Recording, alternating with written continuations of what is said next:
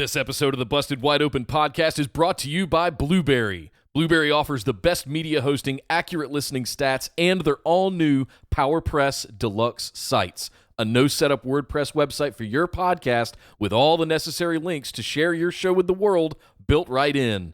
If you currently produce a podcast and are looking for a better host, or if you're looking to start a new one from scratch, head over to orbitaljigsaw.com/BWO and sign up for the best media hosting and a PowerPress Deluxe site to get your first month absolutely free. That's orbitaljigsaw.com/BWO, or just use the promo code BWO at checkout for your first month absolutely free. And now, enjoy the show. This is WWE NXT superstar Dominic Dijakovic, and you are feasting your ears on the Busted Wide Open podcast.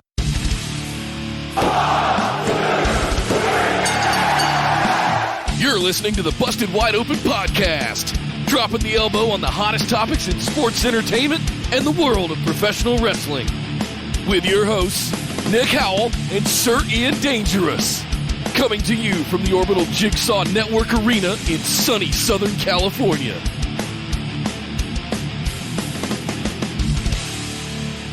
Welcome back to the Busted Wide Open podcast, but if this is your first time joining the show, I'd like to welcome you to episode number 226. Still laughing at the meme I made Friday of Nia Jax twerking. I got you all! My name is Nick Howell. And totally prepared after this week to call Sonya Deville daddy. I am Sir Ian Dangerous, and welcome to the show. Some sad news today, Nick. Some sad news. Johnny B. Bad passed away, and I'm kind of hurt inside. Johnny B. Bad. Who? Johnny B. Bad passed away. Mark Miro. You mean Little Richard? Oh, is that who passed away? Oh. Welcome to the show, everybody. Sorry about that. Little Richard, yes, the man who played WrestleMania 10. Passed away. Excuse my little joke there. Sorry. Mark Miro still very much alive, and Johnny B. Bad still a great gimmick.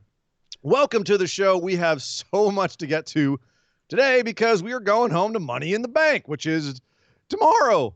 Oh God, it's already time, Nick. It's already time for Money in the Bank. Your favorite pay-per-view. It's my favorite pay-per-view. Absolutely. It's tomorrow. It's guaranteed ladder matches. That's why it's the favorite. It's guaranteed something. I don't know what we're going to see tomorrow. It's going to be something. It's either going to be really good or really, really bad. And I am fascinated to see either one. But we also have to talk about AEW, who are starting to, they're gearing up for Double or Nothing. They're starting to put matches together for that. And NXT had a couple of title matches this week. So much to discuss, Nick. Yes. But you know what? Before we can do that, let's do some housekeeping. And then we'll get into the show. Yes, as always, guys, head over to Facebook. Join us in the Busted Wide Open discussion group. Just search for Busted Wide Open on Facebook. You can like our page, send us a join request, and get you right in with the rest of the phenomenal ones for some fun memes, hot news stories, all kinds of good stuff happening over there. You can also follow us on Twitter and Instagram at BWO Podcast. And right here, youtube.com/BustedWideOpen, where we stream live every Tuesday at 8 p.m. Eastern and every Saturday at 3 p.m. Eastern, as well as our patron mailbag series, which we'll do immediately after this show, around 5-ish Eastern. As soon as we're done with this one, swap right over and do that one. To get your questions in for the patron mailbag, you must be at least a $5 patron. And to get into that, patreon.com/BWO. Get access to all kinds of exclusives. It is the best way to support the show. You get access to bonus episodes, Skype calls, all kinds of good stuff at the higher tiers. It's over at patreon.com/BWO. Ian, I have to say, for the first time in a long time, I had an absolute blast on Wednesday night for both shows. And it's been a long time since I've been able to say that. So let's kick over and talk about what went down, starting with All Elite Wrestling. Oh my God. What did we see on Wednesday night? It was glorious. I mean, recency bias, but I've kind of got to say, was this the best match of the no crowd era? Nick? Easily. That's, if we're including WrestleMania, Boneyard, and Firefly Funhouse, I'm going to go that way. Best live match. How about that? There was a Falls Count Anywhere street fight to close out AEW Dynamite this week between Les Sex Gods with Chris Jericho and Sammy Guevara versus Kenny Omega and Matt Hardy, who went back and forth between being Matt Hardy and Broken Matt Hardy, a.k.a. Damascus, in this match. It took getting locked into a freezer to break him, to bring Damascus out. Right. Which is strange because supposedly he can teleport. Makes no sense, but who cares? It was a lot of fun. I was happy to throw logic out the window and just engage in the absolute insanity. Nick, do you remember how fun hardcore matches used to be back in the day in WWE, where they were just like the kitchen sink, literally the kitchen sink would come out and they would just do all kinds of insane stunts and like props, and dudes would be coming out of nowhere with just like the craziest moves. Like that's what this was. This was 20 minutes of just absolute insanity. It started in the ring, and it was fun there for a second, but then it very quickly went to the back, and they're at Daly's place. They're on one end of the Jacksonville Jaguars stadium. Right. So there's a lot for them to play with. And they played with a lot. As you said, ice machines, ATMs, scissor lifts, golf carts. Yeah, at one point, Broken Matt Hardy, or Damascus, commandeers a golf cart and begins to have Kenny Omega riding shotgun as they mow down Jericho and Sammy Guevara in one of the hardest bumps I've seen in recent memory. And when it happened, I went, ow! It was oh, God! He took, oh, God! Sammy's dead. They killed him. I have to say, Sammy took that bump from that golf cart about as perfectly as you could take it. He elevated himself. He protected his face. Bounced off, like he didn't bounce off the front of it. He bounced off the glass, the windshield, the vertical windshield on the corner. So it was basically like, if someone was going to run at you and give you like a running elbow, how you would sell that, where you basically just, put your hands up to catch the elbow and use that momentum to twist your body around. He just did that with the golf cart, and it looked like he absolutely got demolished. And it's been the gif of the week, the meme of the week, is Sammy Guevara running from the damn golf cart, Kenny leaning out and going, "Rah!" And, Matt Hardy behind the wheel going, "Hey!" And Sammy Guevara going, "Ah!" running. Had he propellered 2 or 3 times, that would have been the only way it could have been any better, in my opinion. But good Lord, it was fantastic. Pretty much perfect.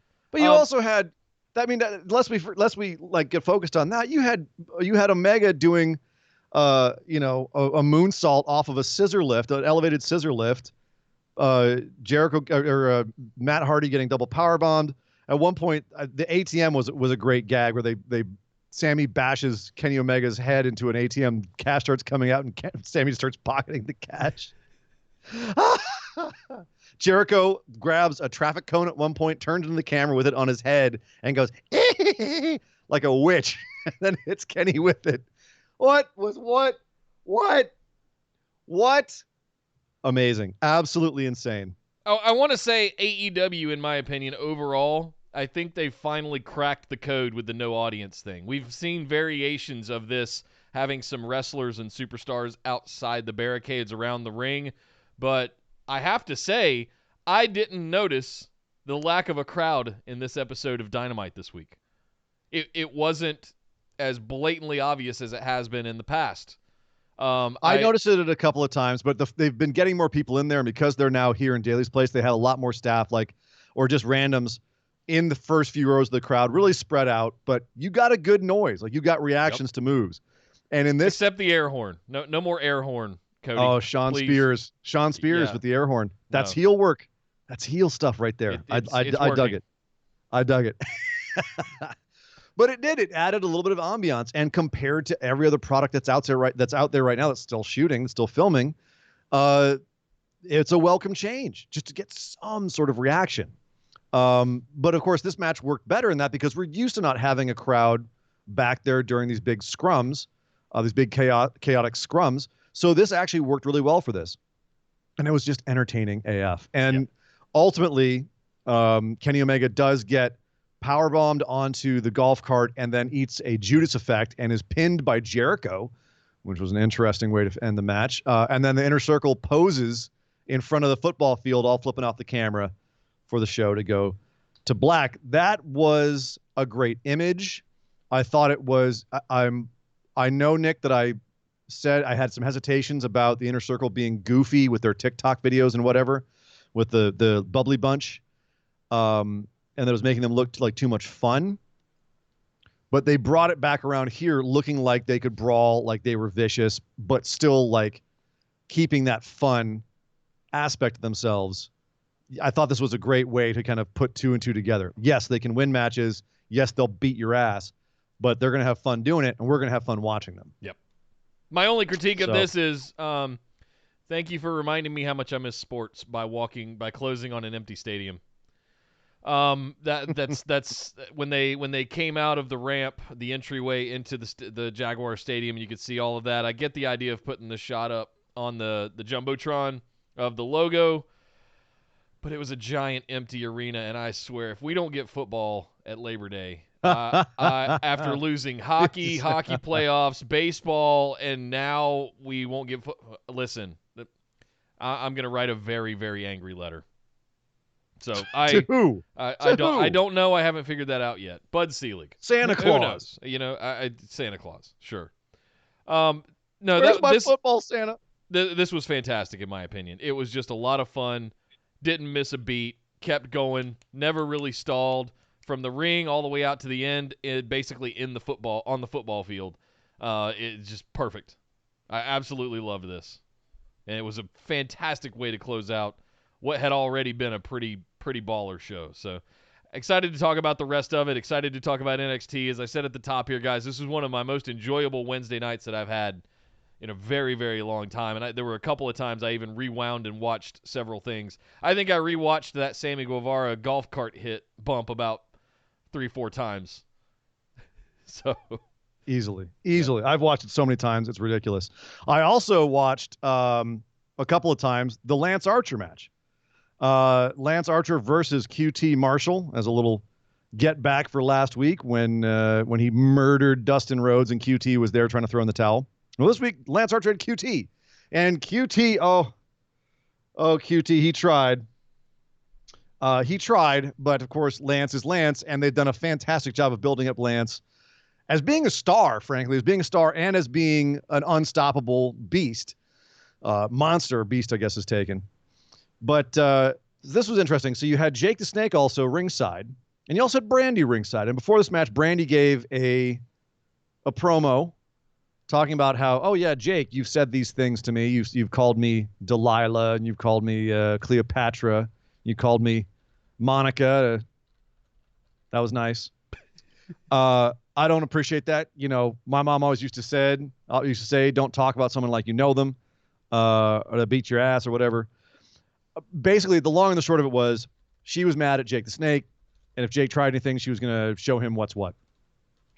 Well, that's not how it went down. And frankly, is it another Brandi promo where I wasn't really sold?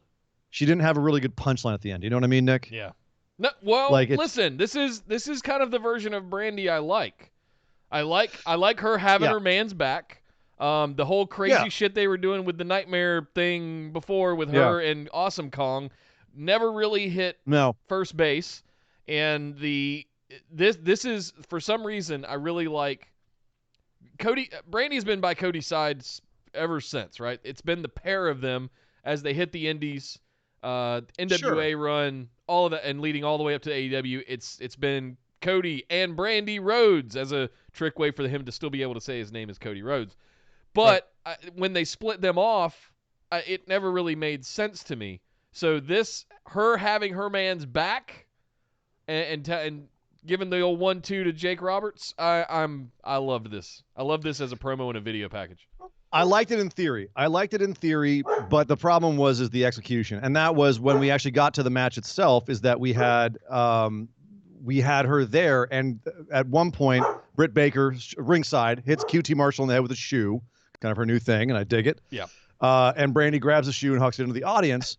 Britt later hops the fence, gives her a DDT, and then awkwardly rolls her into the ring. And then Jake gets in the ring and puts the snake on her.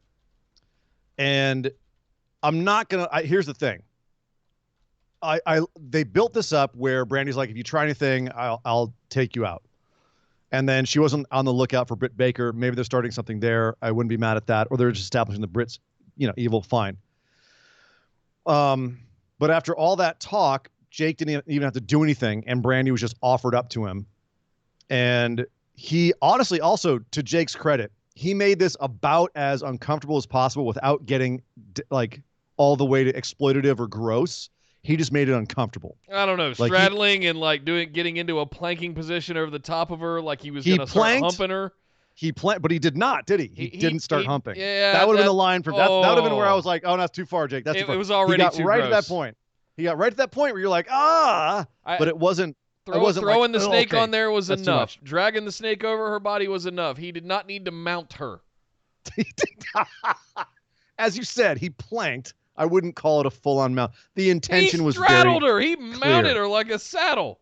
He did. Over the line, in my opinion. A little bit much. I'm not All there right. to see Jake creep on Brandi. We were supposed to be grossed out by the snake. And Let's put it this way. It got to the point where you and I can argue if it was too far. That to me is just, you're poking that line. And for some people, you're poking it a little too much. For some people, it's not enough. But you're hitting it. Yeah. To me, that's the sweet spot. Yep. Okay? Yep. He's making people uncomfortable. That's the point. He's supposed to, you're getting that heel heat. That's the perfect amount where it's not, your people aren't like, okay, I'm turning this off. This is just too much. But they're uncomfortable and they want to see what happens. They want him to get his. And they want his boy Lance to get his. But how? Because Lance is killing people. He killed QT. He did the same thing where he gave him the claw and smashed his head into the ground a few times. Like, they're building up this guy to be like QT. You'd get in some offense. Lance would eat the offense, take it like just enough offense, and then Lance would take back over. There's a good pace to the match. This was well done all around. I think it's just the Brandi thing was a little awkward. Her setup for it, not the Jake the Snake putting the snake on her. You know me, Nick. I'm always down to watch Jake lay out a snake. Yeah, like that's my dude. That's what I'm here for. I'm here for Jake to throw a snake on somebody, as long as it's not Dean Ambrose and he doesn't crack up. Right. But yeah, so I was digging this. Couple of super chats I got to call out real quick. Andrew England sent $2.99 through the super chat, said, let's get the tip train rolling. Thank you very much, Andrew. And Thank you very Marshall much. said, with $2 in the super chat, said, she's going to smell like vodka and cigarettes for a week. I hope she doesn't, because that would mean he's drinking again, and that would be very bad. Yeah, I think he's off smoking too. No, he's still smoking, I guess. The irony of him walking out with a face covering on, with a mask on, and then getting in the ring with other performers and not having it on is not lost on me either. Like, what's the point? But he looked nice and creepy with it on. I'll give you that. Yeah. So I guess the last thing here we got to talk about is next week, Cody Lance Archer. Sorry, no, that's a Double or Nothing. Cody Lance Archer is the finals. Memorial Day, 3 weeks. Do we think that they're actually going to let Cody put Lance Archer over here? I'm not sure if Dog Ziggler is agreeing with you or not, but yeah, I'm not sure. Dog Ziggler is furious. He's furious that Brandi got snaked. Yeah. Yeah, he's not a fan of Jake. Yeah. Unfortunately. No, but nobody is really. What was your question again? I missed it. I was just saying, should Cody go over? At this point, looking at the two of them, should Cody beat Lance to get to, because again, to get back at all of this stuff, like Cody has been the babyface that always, gets to that big match and then loses. Like Wardlow's the only one he's won, right? Yeah, he's chasing these dragons, and then the dragon gets him and he's beaten back down. Should this be another example of that, or does Cody need a win? No, Lance absolutely needs to win this, because then whoever takes it off of him, even if it is Cody down the road, gets that much more of a rub, in my opinion. Listen, it's about the outcomes of each of them. If they lose, Cody will be fine. Lance, what do you do with him if he can't beat Cody Rhodes? You've set him up to basically be able to murder anybody, and now he can't beat Cody. It just makes no sense. I just wonder if there's some sort of like schmaz finish or something. At the end of the day, I agree. Lance Archer should win this. That's what makes the most sense to me. But I'm worried that they're building up so much stuff here with Cody and everybody else that they're going to have that be the payoff. Do you know what I mean? Yeah. So I'm worried about that. But we shall see Speaking of Cody, he had a match with Joey Janela. It was a fun little match.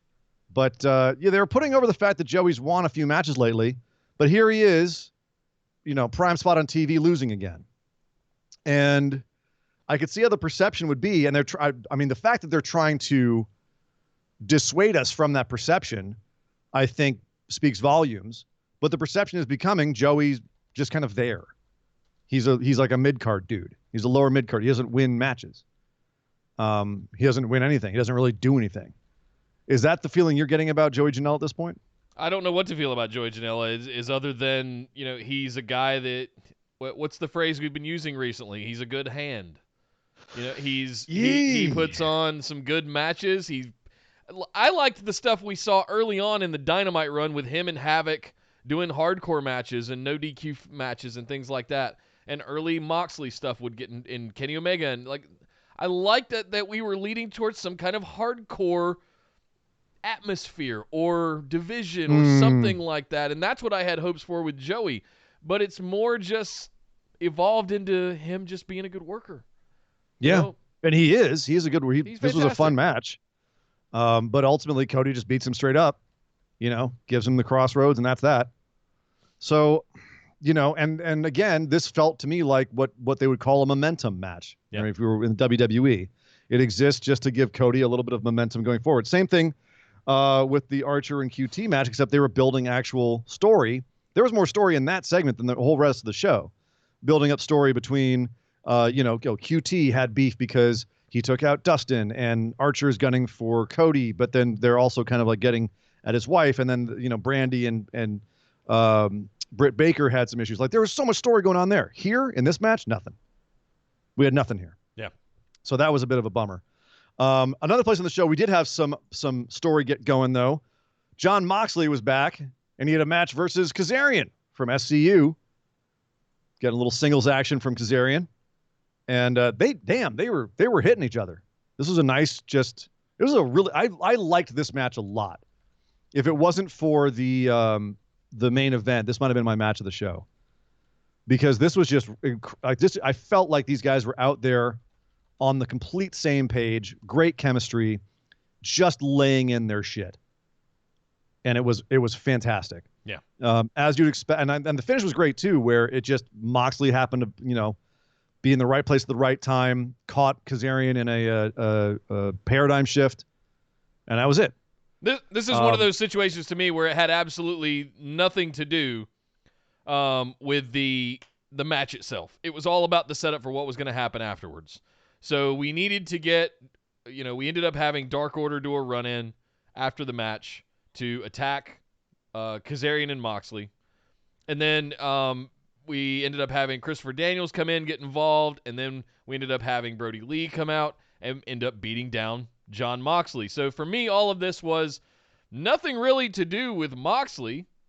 It was to do with setting up Dark Order and SCU in some kind of tag feud. And yeah, out of the side of it, are we going to get Brody Lee and Jon Moxley? It would appear that way. So yeah, we'll see what happens. But I don't. This match made no sense from the start. But it was one of those where you're like, all right, I'll go with it. It made in the sense that it looks like SCU is, and the commentary called this out too. They're dipping their toes into the ideas of singles competition, and I like the fact that they explain tag teams as, you can be like QT Marshall and Dustin are singles guys that happen to be in a tag team together. You can do both. You can be a singles wrestler and a tag team wrestler in AEW. I like that they define it that way. It makes it a lot easier when they do stuff like this, or when they pair singles wrestlers together, which in any other situation makes you insane. But here they've actually got a basis for it in storyline and in the way they've set up the company. Great. Yeah. But now you can get guys like Kazarian, like Scorpio Sky, like Chris Daniels, who are incredibly talented singles guys as well, out and give them matches like this where they're not going to beat – Kazarian's not going to beat Jon Moxley. No. But at the end of it, you go, damn, dude can work. It's doing wonders for Scorpio Sky.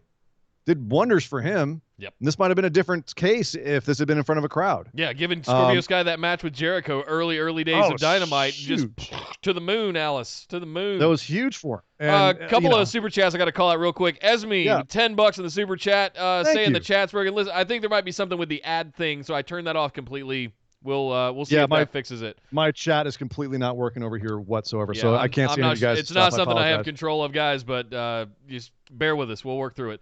Also, Line Drive with $4.99. The super chat. By the way, thank you, Esme, for the $10. Thank you. Line Drive with $4.99 said, "Did Brody get some of Vince's suits as severance on his way out, or did he just raid the boss's closet without him realizing it?" The suits are not good.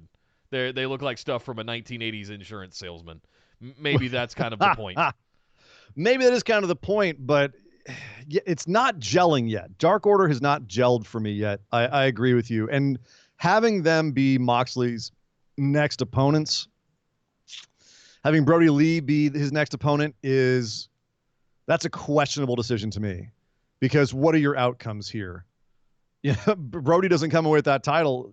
Dark Order was looking bad until he came along, and then now they're supposed to be reinvigorated because the leader is there, and they haven't really been.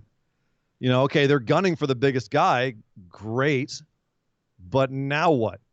If you gun for him and you don't take him down, then what are you? That's another example of a false prophet situation. So, yep.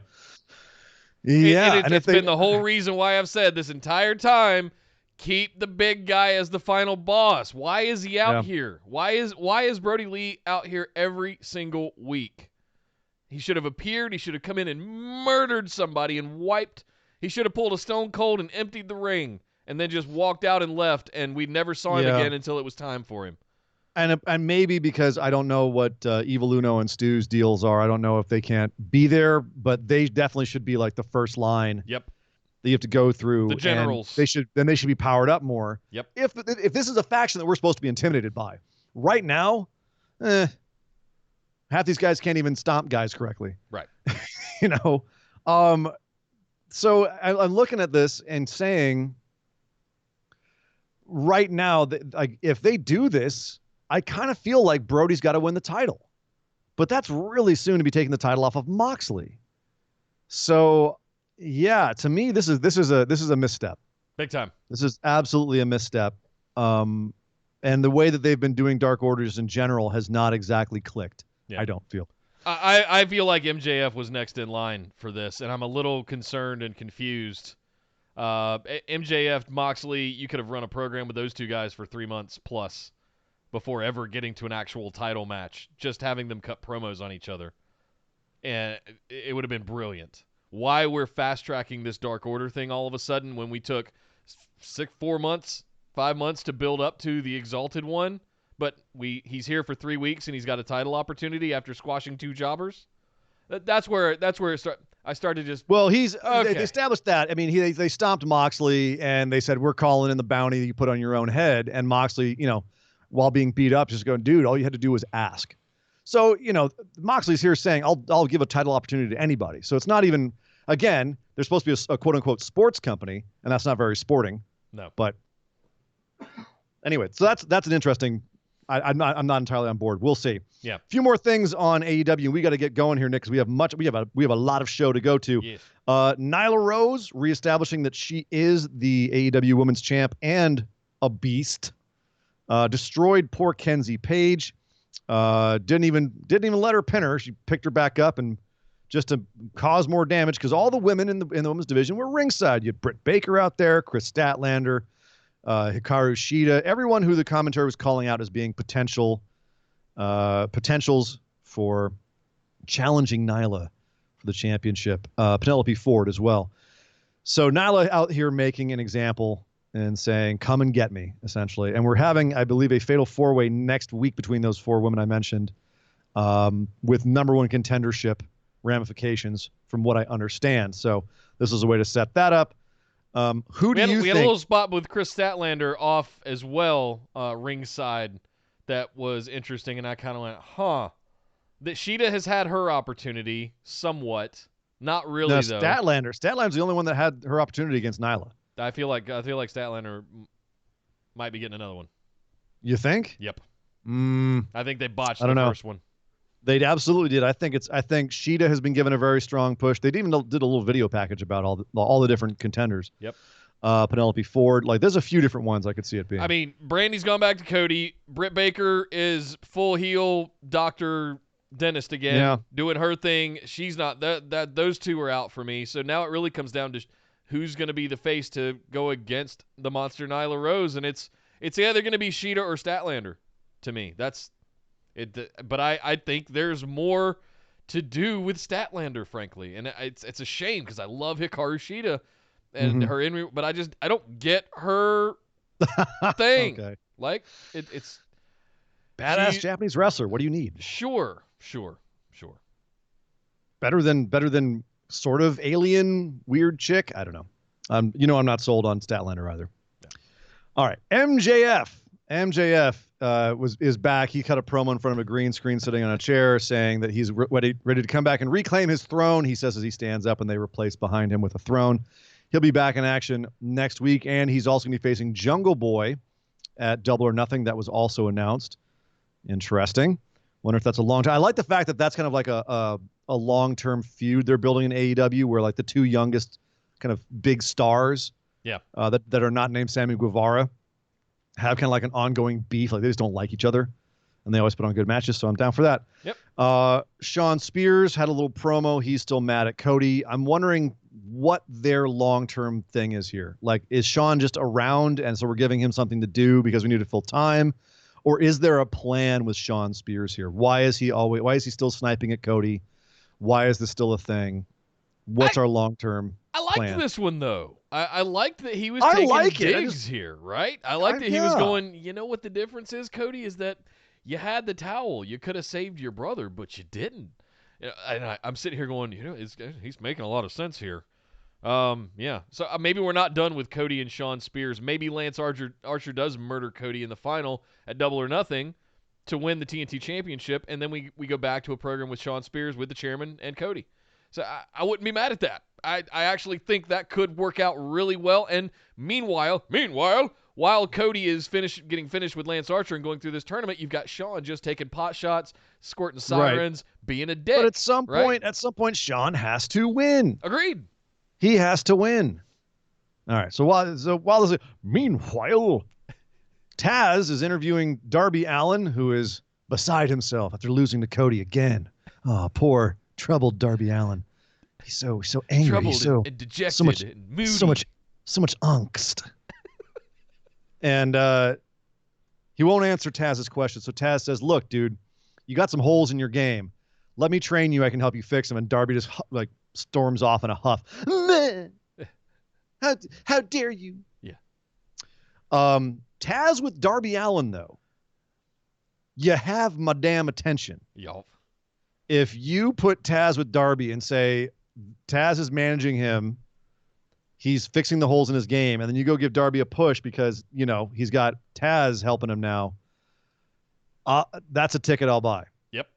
All day. I'll go for that. Yeah. All day. So I like it's another one of the pairings. Sean Spears with Tully, Cody with Arn, Lance Archer with Jake, Darby with Taz. I love this idea of pairing legends with sort of up-and-comers, right? I think QT Marshall with Dustin. Sure. Yes. Not Sammy in Guevara, the same vein, but Sammy Guevara with Chris Jericho. Right. No, I'm being silly, but I get it's what really you're saying. smart. Yeah, I like it too, and I think this would be a very interesting pairing. It pulls indeed. on the heartstrings of the lapsed fans from a bygone era, as well as introduce you to. It's very, very clever, and I really appreciate what they're doing with it. Remember when the Hardys first came out in WWE? It was with Michael P.S. Hayes. Yep. When they first started. I thought you were going to say Terry Reynolds, but Rick Rude. Well, but that's again my point. Like this is a tried and true tactic: is put the young guys with the old guys, right, and make that connection. And it works. Yep. Do it. Yep. So, well, that was AEW, Nick, but plenty more to discuss. We had a couple of championship matches over on NXT. Well, before we get started with NXT, a couple of super chats I got to catch up on. Esme with $2 says, Runaway Train, not just a great movie. I'm going to give you Midnight Run instead of Runaway Train. Thank you very much for the $2. Good song, too, by Soul Asylum. Yep. Also, Line Drive with a $4.99 super chat says, I'm confused by this Shawn and Cody feud. It's booked like Shawn is an underdog face, but he's not the face. Makes no sense to me. I don't He's see like it an that underdog way. heel. He's kind of an underdog a little heel. He's kind of He's a like underdog heel. petulant child. Right. He's being an annoying brat. Right. But I don't see him being an underdog face like a Daniel Bryan or a Gargano. No, I know what he's No. saying. I know what you mean, but it's like it's more a brat throwing a temper tantrum like, I didn't get my win, Hank. Here's my horn, I Hank. didn't win, but look at you, Cody. Let your brother get beat up. What Yeah. kind of brother are you? So yeah, what you get for beating me. Thank you very much, Kyle, for the $5 super chat. All Thank you, right, guys. let's do NXT. Big night in NXT. We had a co-main event. This is arguably bigger than the last takeover that we had. We had the women's match between Charlotte Flair and Io Shirai on the card. We had Adam Cole and Velveteen Dream on the card for the NXT Championship. Let's start with that. Let's start with Adam Cole and Velveteen Dream. Woo! And this was, a well-worked match, but it was also, Nick, it felt to me by the numbers. This match was just kind of there to me. And then at the end, the Undisputed Era comes running out to interfere, cause a distraction, get attacked by Dexter Lumis, who's hiding under the ring. The one unpredictable thing about this match is, why is Dexter Lumis hiding under the damn ring? Because he's Dexter Lumis, and that's all you need to know. It was rhetorical. Coming out and freaking out. Why was Orange Cassidy laying on a ladder when they pulled a ladder out from under the ring? Because he's Orange Cassidy, and that's what he does. It's the same thing. It was rhetorical. Okay. I get that. Yeah. It's Dexter Lumis. But I meant that also in the sense of, what does he have to do with the story? Why does he have a beef with Undisputed Era? What's happening next there? All I know is that he accidentally took out the ref fighting off Fish and Strong, and then Dream had Adam Cole pinned, but Adam Cole wakes back up by the time the ref does, gives the last shot. Dream over. 7 minutes. Retains. I checked. Yeah. 7 minutes. Not a long title match. We've been working on this for 4 to 6 months, it feels like. Yeah. Looking back at it, I mean, they were saying this whole thing between Dream and Adam Cole is not over, and I'm like, it should be. This feud's been pretty damn underwhelming, Nick. And I'm not just because of the accusations of impropriety on the part of Velveteen Dream and not knowing what his status is right now. Like, the dude's under police investigation in real life. Yeah. And we don't know how that's going to go. And I guess they don't know in NXT either, which is why they didn't strap him here. But they were hinting that there was more to this story, that there was more to this feud. And ever since they started this feud, it has not been good with Dream targeting Strong and acting like a heel. Even before all the stuff with Dream started last week, it wasn't firing. It wasn't even hitting on one cylinder, much less. Yeah, it kept getting distracted. Like Finn Balor got involved at one point. Like it was just the whole thing has just been a bit of a cluster. Yeah. And nothing has really been hitting. And it's actually kind of dragged the whole product down. The fact that their top level feud has just been a little bit meh. Yep. I actually took this as a sign that they're moving on, and I think they need to. I think they got to move Adam Cole onto somebody else, like a Finn Balor or like someone who's actually going to give us an interesting feud here at this point, because this match didn't click with Dream. This match was the final of a balloon getting let go and deflated. Like it just let's move on. It's okay. Yeah, it's exactly. A whoopee cushion being exhausted at this point. Just let's go. Let's do something else, because listen, Adam Cole is now the longest reigning of all time NXT Men's Champion, and possibly deservedly so. I would make an argument that he deserves it. Totally. I'd be right there with you. But if you're going to have someone of that caliber, his opponents need to be, and we all respect and have high praise for Velveteen Dream. We've been saying that for a couple of years now. But the story, there was no story. There was no booking here. There was no thought put into this other than, oh, let's just put Velveteen Dream in there. He's coming back from injury, so he'd be a good next opponent. Nope. Didn't work. Fell flat completely. Move on. Next thing. It's not working. Well, and I'm wondering if Lumis is the next thing, and if so, then wow, that's a very quick jump up the card. So there's lots of things still kind of floating up in the air here, but me personally, Nick, I do hope that they do move on to something else. One thing that I thought was going to be moving on to something else, and it didn't. It went in a whole different direction. Was Io Shirai versus Charlotte Flair. I was so happy about this outcome, Nick, because you and I both were like, oh, God, she's going to beat Io, and then Io get kicked back down the card. And oh, thank God. No, smart booking. Something we did not see because we had not heard about her status. But at the end of this match, Charlotte Flair couldn't beat Io Shirai the normal way, so she got frustrated, grabbed a kendo stick, and started beating the pudding out of Io Shirai, which caused the bell.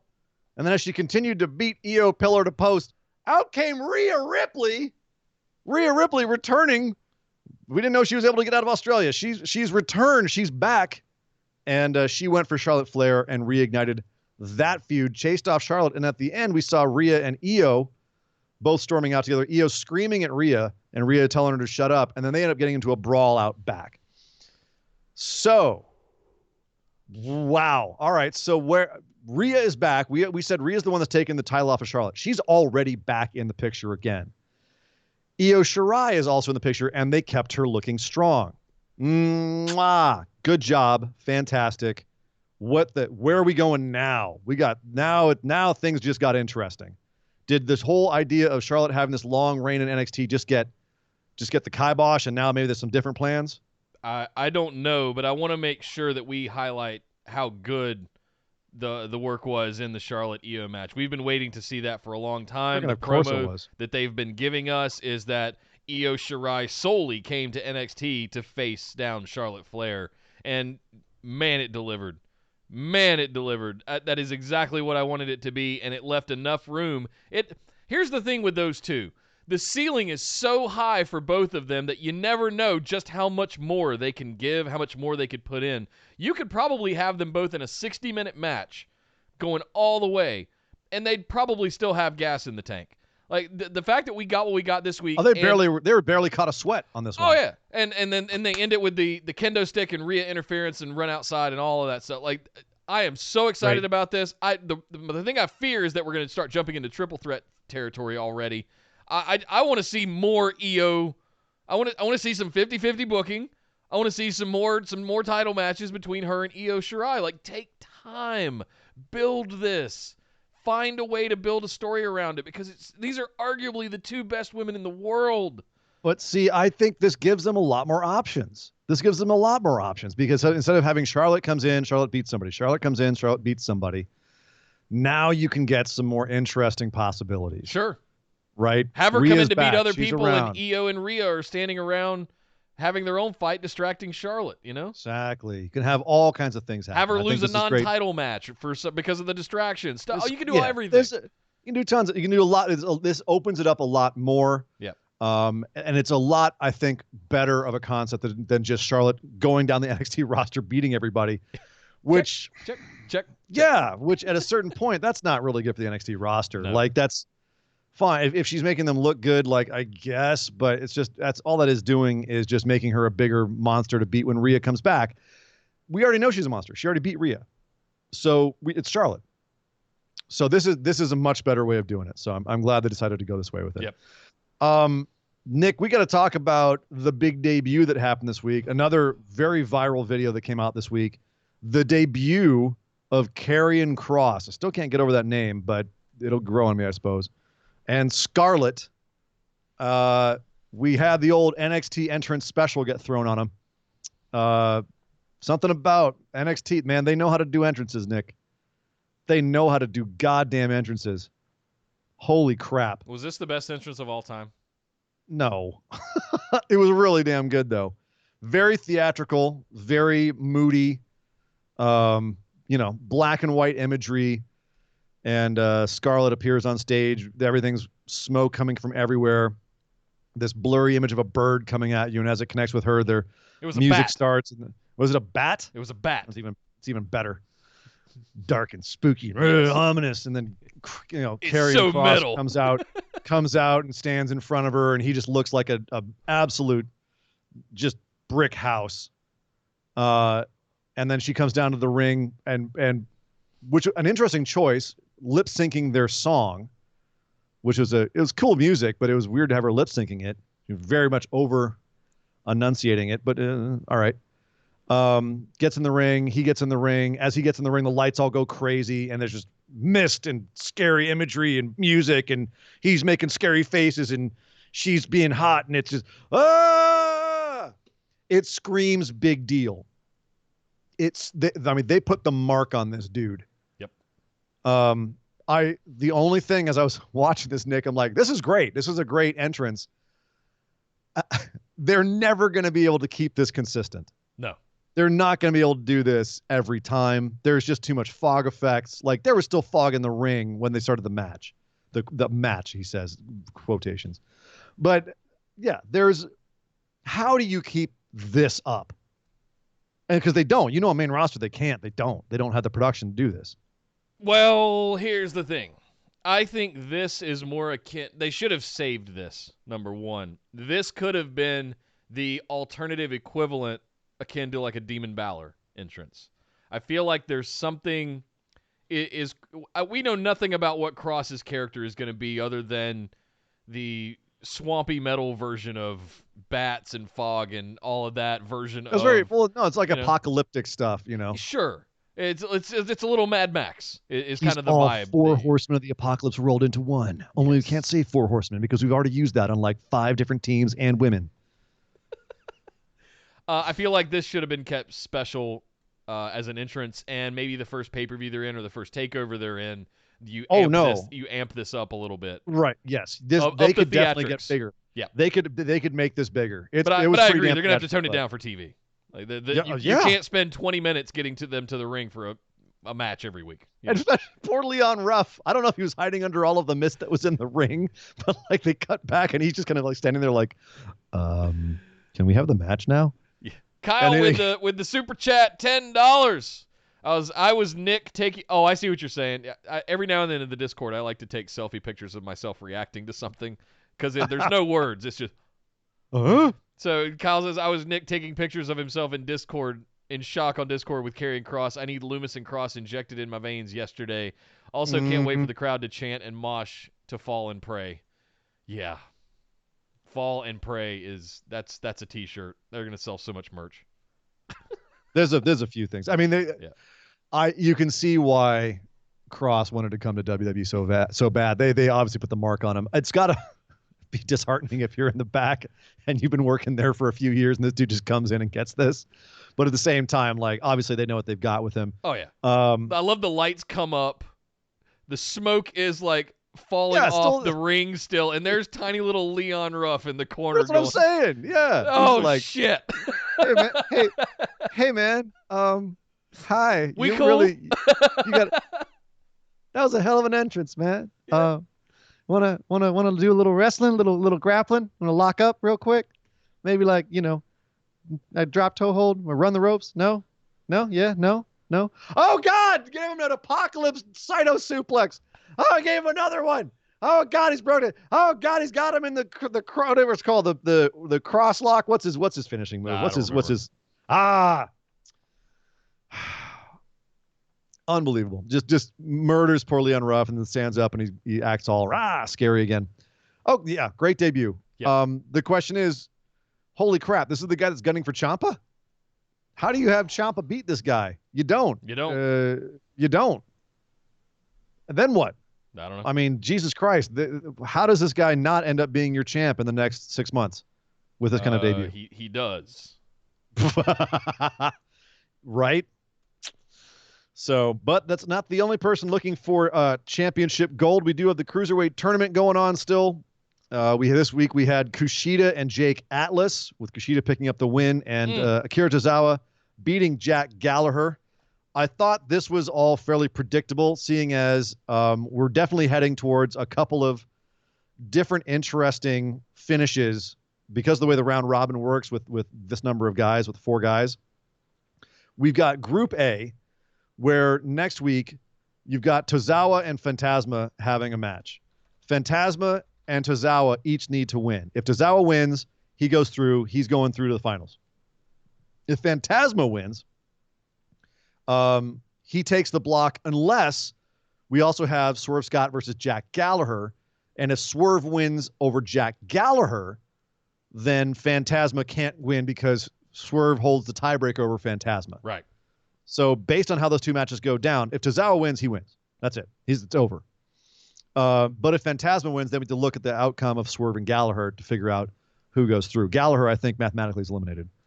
So, yeah, crazy. We've also got, Gallagher's eliminated at this point. So then we got Group B, where you have Kushida's now 2-0. Jake Atlas is 1-1. Drake Maverick is 1-1. Tony Nese is 0-2.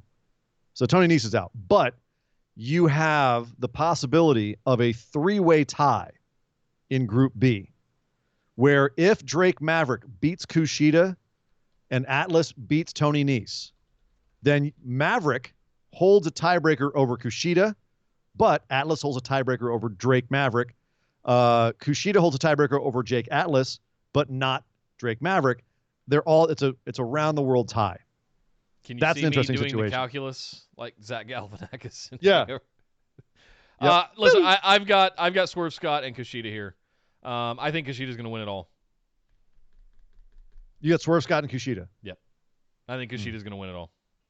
That's my pick. I don't know, man. They're really pushing this Drake Maverick angle and having him like sneak a win over Kushida. I know you think I'm being reeled in by it. You think I'm being reeled in? Look at you. Oh, y'all get worked. Hey, yo, if it's Kushida and Swerve in the finals, I don't think there's a story there, but that's gonna be a damn good match. Yeah, no shit. Yeah, I'm in. Yep. I'm just looking at. Here's the thing I'll say about these two matches this week. The first one, meh. It was kind of just. It was just kind of there. Kushida and Jake Atlas. I love that it lasted about 4.5 minutes. And so did in the first one, for that matter. But the second one, you could see there was a respect and an understanding of what the two brought to the table. And it was just hot fire, nonstop, no rest holds, going constantly, and bang. As soon as Kushida hit that sneaky arm bar, bang, bang, bang, tap immediately. Like, he just knew, like, I'm not even going to mess with Kushida. Like, just, as soon as he got a hold of my wrist, I'm tapping, right? Yes. I loved that about the Kushida-Jake Atlas match. The rest holds and the slow speeds and it was just the pace of the first one, even though it was a similar kind of outcome, still it didn't fire for me. So Jake Atlas is low key going to be he's going to be a big deal. That guy is talented as hell, and he was saying how honored he was to be in the ring with Kushida. Hell yeah. And of course Kushida is just world class. So yeah, we shall see. I wonder. They're saying something in the chat, which is now kind of working for me, about someone getting kidnapped from this, and that would also having that fit into the outcome would be very interesting as well. Yeah. If someone gets kidnapped and then has to forfeit, like the match is forfeited, so they stay strong. Yeah, Kyle with the $2 super chat said chances that Swerve wins the group and ends up getting kidnapped. Kyle. Thank you, Kyle. That could be interesting. Are we finding out that Karrion Kross is maybe the one kidnapping all these people ultimately? I wonder what they're going to do with the people that come back from being kidnapped. Like, what if Kushida gets kidnapped, has a gimmick change, and comes back later, but then he doesn't have to lose to Drake Maverick? It's just a forfeit. That would be an interesting situation. So, lots they could still do with this, and I'm still totally invested in this. I think they've done a great job with this so far. Great way to highlight some guys. And ultimately, it's going to just lead to bigger and better things. Yep. Also got to call out Esme with another $4 super chat. I see your midnight train, and I raise you a running scare. It's midnight. It's Midnight Run, Robert De Niro. It's Midnight if you've never seen it, it's a fantastic film. The Midnight Express, Nick. No, okay. Let's not go there. Johnny Gargano versus Dominic Dijakovic. Dijak, versus Dijak. This is interesting. I was shocked. Johnny coming out, his first match is like a heel after the Ciampa match. And I was like, okay, who's he going to beat? Because I knew he had to beat somebody. Out came Dijakovic. I'm like, what? Well, they've been at each other on social media all week. Oh, of course. They got to build the match. But I mean, like, I didn't think they're going to do it here.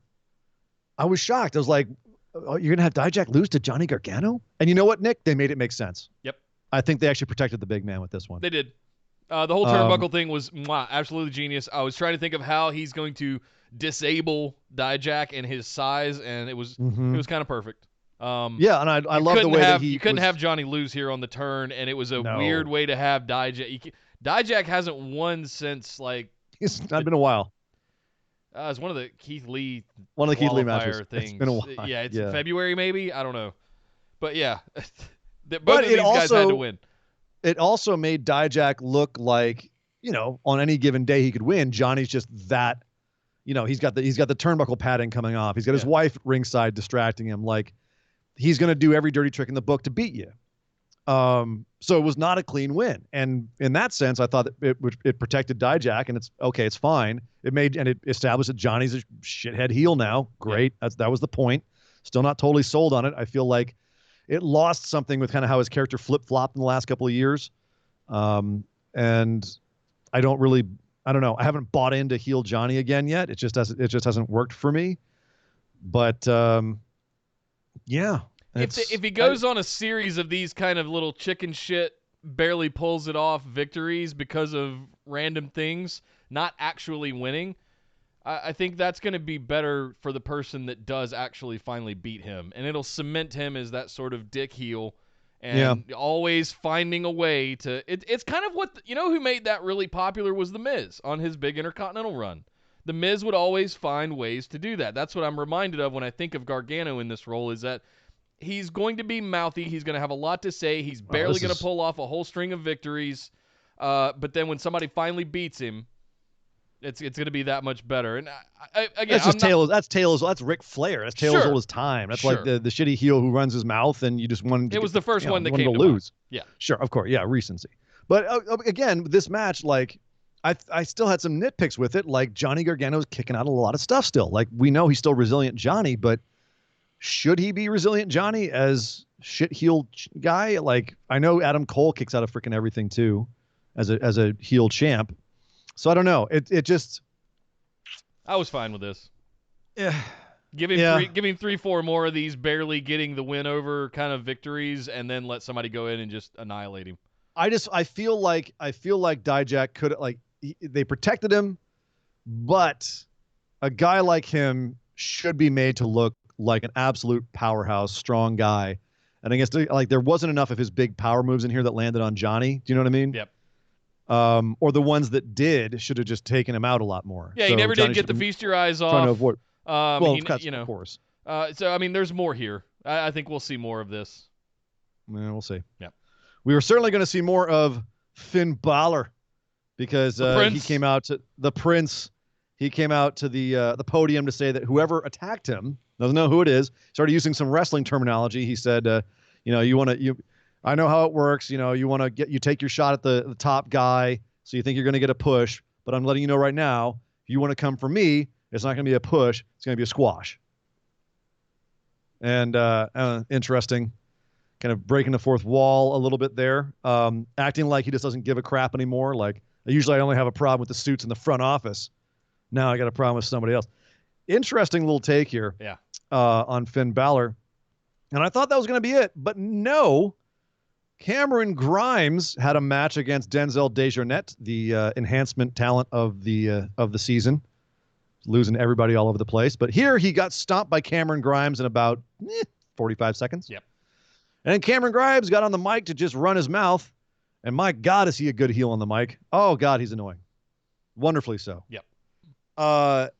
And said, "Yeah, Finn, I heard you. I didn't do nothing to you, Finn, but you know what? You little whiny so-and-so, if you were to get in my face like that, I'd slap you silly." Of course, you see Finn Balor walk out of the back behind him and start slowly coming up. That framing of that shot was just brilliant. And Cameron just kept going, even while Finn got into the ring, just going and going and going until he got right up beside him. Love it. His Classic. North Carolina was showing. You could hear it in his accent. It was fantastic. I was like, hey, that sounds like my next-door neighbor. Yep. And he looks over. There's Finn standing right next to him. Oh God, I didn't mean it. I was just saying, I was just saying hypothetically, like, I'm not actually going to do it. And Finn just gets in his face, like, go on, take your shot. Take your shot at me. Yeah. Go on. You tell me you're going to slap me? You've been out here talking for 2 minutes. Something about Southern boys and Irish guys this week. I don't know. There seems to be a flavor this week. We'll talk about more of that on SmackDown. Yeah. But the smack got laid down on Cameron Grimes. He went for a shot on Finn. Finn took him down. Beat him up a little bit. Cameron rolled out of the ring, and then Finn Balor started screaming more about how he's going to get whoever got him. So Finn is back. He's scary. Who do you think attacked Finn? Who is Finn going for? That he was in a feud with Imperium and Walter. Are we going back to that? But Imperium's now busy with the Broserweights. So what's going on with Finn? I think we got a few months until we get out of this stuff and Walter can travel again or Finn could go over there or whatever. But yeah, this is all biding time until Finn can get to Walter, really. So if we got a few months to kill, hey, let's have a program where Finn goes on a warpath and tries to be a detective and find out who attacked him. What if it was Adam Cole? Might have been. Finn Balor, NXT champ again. Not mad at it. Nope. If there's going to be someone to take it off of Adam Cole, I would not be mad at it to be the other top all-time NXT champion in Finn Balor. Yeah. You know? You have a few guys now. We were saying a little while back that there's not a whole lot of options to take it off of Adam Cole, but you've got Karrion Kross now, Finn Balor. There's a few guys you could see it going on to. Yep. You know, if Dream, is found innocent, I could still see him getting a title run. Yep. So, few options there. Yep.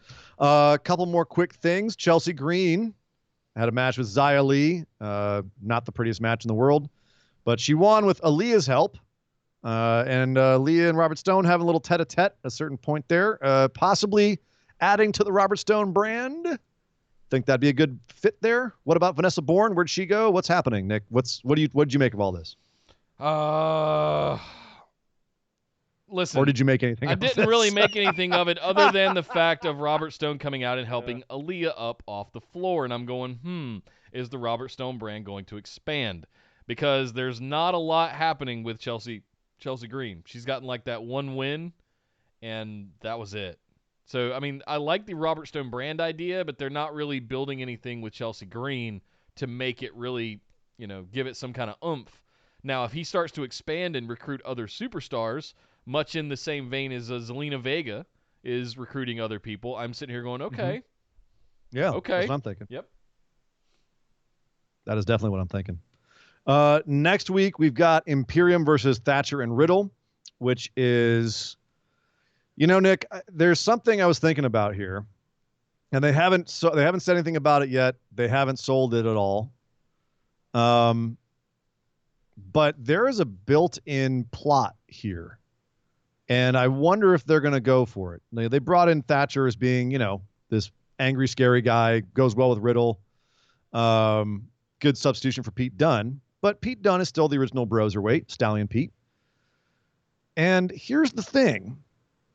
Thatcher was a member of Ringkampf on the Indies. He used to be tag team partners on the Indies with all the guys from Imperium. So technically, he used to be Imperium.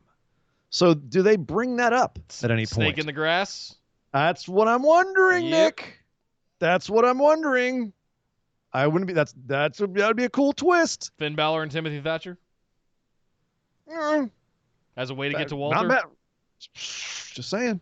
Kyle with Just another saying. $5 super chat says, if Balor is the next champ, do you feed the demon to Karrion Kross, sorry.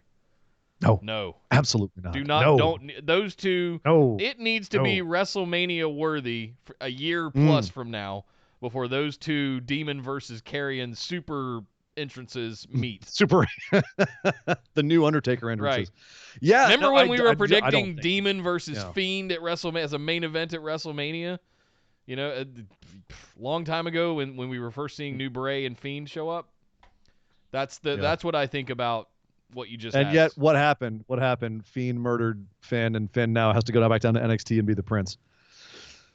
Oh, what strange times we live in, Nick. What strange times we live in. But also times, Nick, that are very close to Money in the Bank. That is happening tomorrow.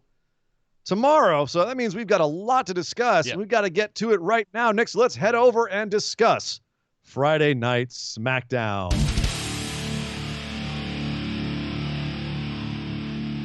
I'm reminded of the quote from Lena Headey from 300. Oh, God. This will not be over quickly, and you will not enjoy this.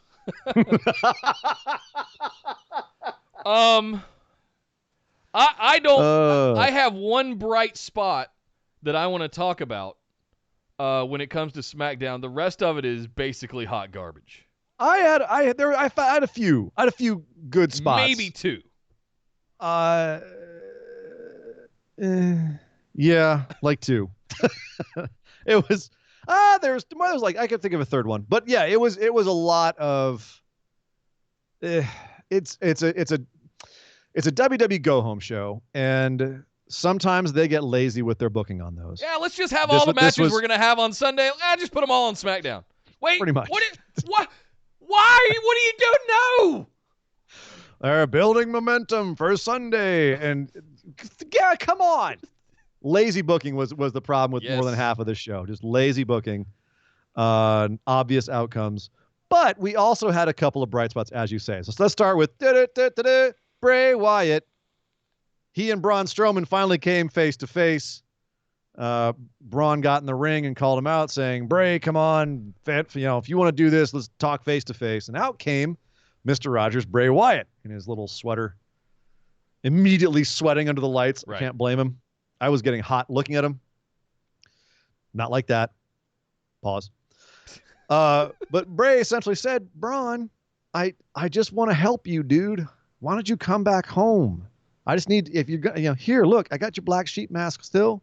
We can all be family again. You can come on back home. But, just to do that, I've got to relieve you of that burden around your waist." And Braun just goes, "Bray, you don't know me." He said that about 5 times. "You don't know me. You don't know who I am now. Lay off. I'm not coming back home. I'm not doing this crap." All the puppets on the screen being like, "Come home, Braun. Come home." And Braun says, "No, I'm not going to do it." And he storms off. And Bray says, "Well, I tried to warn you, Braun. I tried to help." What did you think about this segment? We were complaining about the lack of story between the two. Do you feel like they redeemed themselves with this segment? No. At all? Really? If they had 2 more weeks, yes. They could totally pull this off. I liked all of the tempting of "come home, Braun," and Braun still resisting, like, no, but give me 2 more weeks, 2 more episodes to break him down to the point where he does fall into some of the trappings that we saw Cena fall into as he went into the Funhouse and things like that. If you took your time with this, because of the relationship of Braun being the black sheep and all of that stuff, like, you could have made something out of this. See, I would argue they could have even. I'm not going to say it's crap, because I feel like they added more layers to it here than we had before. And for that, I'm at least somewhat grateful. Sure. But they could have added more layers by giving Braun more to say. Yep. And it has been speculated that he actually forgot his line because he said the same line twice. Yeah. So it's possible that he may have skipped a line. And, my postulation was he just needed one line to say something interesting, like, "I know what it's like to work for you," or, what it would mean to give myself to the Funhouse. Something where he hints at knowing something we don't know. And that's one of the most interesting aspects of Bray Wyatt, is he's kept some of his stuff close to the vest. And he hints at it. He did it before with his rocking chair guy. He's doing it now with this guy, where there's stuff that it's like he's got a story Bible in the back. You know what I mean? Yeah. He knows there's a lot of information that he knows that he's not telling us explicitly, but he refers to in a roundabout sort of way. So it's almost like, the 7 wise men in the dark feeling the elephant. You can only really put it all together when they start communicating. When you start taking all the pieces and putting them together and trying to figure out the whole.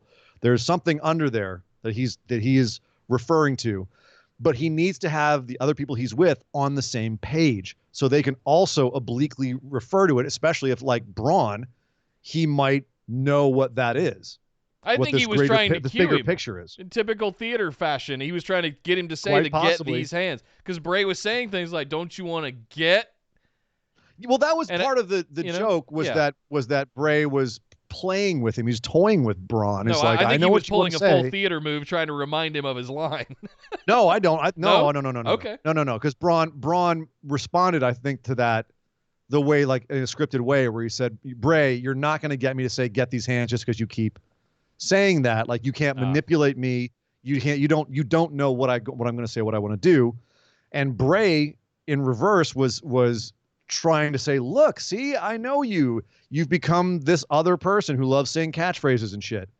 You know what I mean? I like the nuance there. Yeah. I feel like they missed the opportunity to do like one more just good layer of intrigue here. They kind of scratched the surface. I feel a lot better about this now than I did at the beginning of the week. Yep. But I still feel that they had the opportunity to go further here, and they didn't. I wanted to see Braun start to falter and start to want to go home. I wanted to see him start to fall victim to Bray's psychology, and then in a very babyface kind of way, resist it all, burst out of it. I fooled you. I had you going this whole time. Bruh. It just needs something else. Like something's missing, but I feel like it's right there in front of us. And I'm wondering if we're going to see it, because I don't think either of these guys should lose. And I don't know if we're going to get a clean finish on Sunday with this match. And my absolute hope is that we don't get a clean finish. Braun does retain, and we spend another month or two building up to the next thing. And this becomes a running program where my hopes that I have already outlined do start to come true a little bit and manifest. But, man, if this has a clean finish in one way or the other, I think I'm going to be upset about it regardless of who holds the belt. I agree. I don't think Braun should pin Bray, but I would like to see him outsmart Bray. Yes. Or at least keep him at bay. You know what I mean? Like, that would be a good finish. If Braun figures out a way to escape. Yes. That's what I would like. Because I think that would be the smartest thing. Because he has the Wyatt family. And then you have more time to add more layers to the story. Yes, take all that psychology, ball it up into a big story, and let them go and turn them loose. And just, man, they will knock it out of the park. But I just have the match so scripted right now. It's grating on me. It's always that way. But basically have this Sunday's match be like at the end of a chapter, and then we start a new chapter, and there's more to be done there. We don't have to have Bray just get the title, and then Braun is back to doing Braun things on the side, and he's just a special attraction, and that's it, and we're done. That would be the dumb move. Yep. And come back and check in with us on Tuesday when we do our recap show to see if that's what they did. Because if they did, we're going to be sitting here saying that was a dumb move. Yep. There's so much more you could do here, especially right now where Bray can do content that's not shot in front of a audienceless ring. You can do stuff outside of that. You've got a lot more content you can create by having Bray and Braun have some sort of meta battle outside of a wrestling ring that's still wrestling. Yes. I'm not writing off that we're not going to get something like that on tomorrow. It's very possible. Fingers crossed. It's very possible. Fingers crossed. Real quick, Esme with another $3 super chat says a penny thank you, love. For every second I watched SmackDown. So that would 300 pennies? 300 seconds. 300 seconds. That's more than 2 hours. A couple minutes. Couple minutes. Oh, no, it's a couple minutes. Seconds. Sorry. Steiner math. Spells disaster for you, my friend. But it also spelled disaster for Mandy, who had a match with Sonya Deville. I was shocked they gave this away on TV. Mandy and Sonya finally coming to blows to open the show. And this was sharp. This was a good match. These two were laying it in and had good chemistry, and Sonya looked like $1 million and Mandy looked like $1 million. Mandy was selling that she was pissed, and Sonya was selling that she was insane. And it was awesome. I have something I need to say here.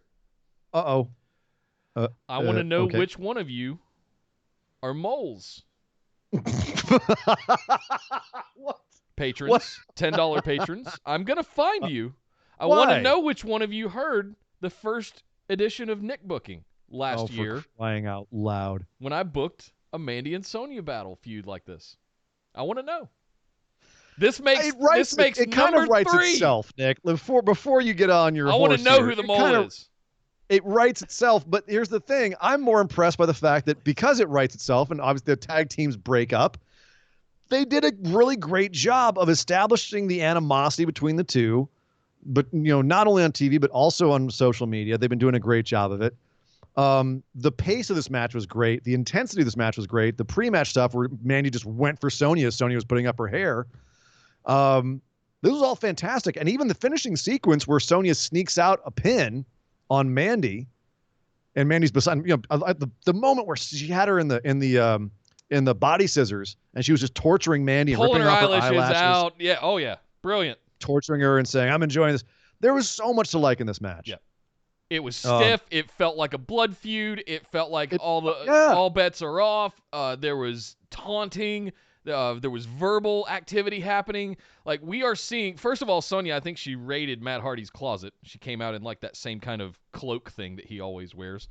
But that's neither here nor there. But this is the match we've always wanted to see between these two.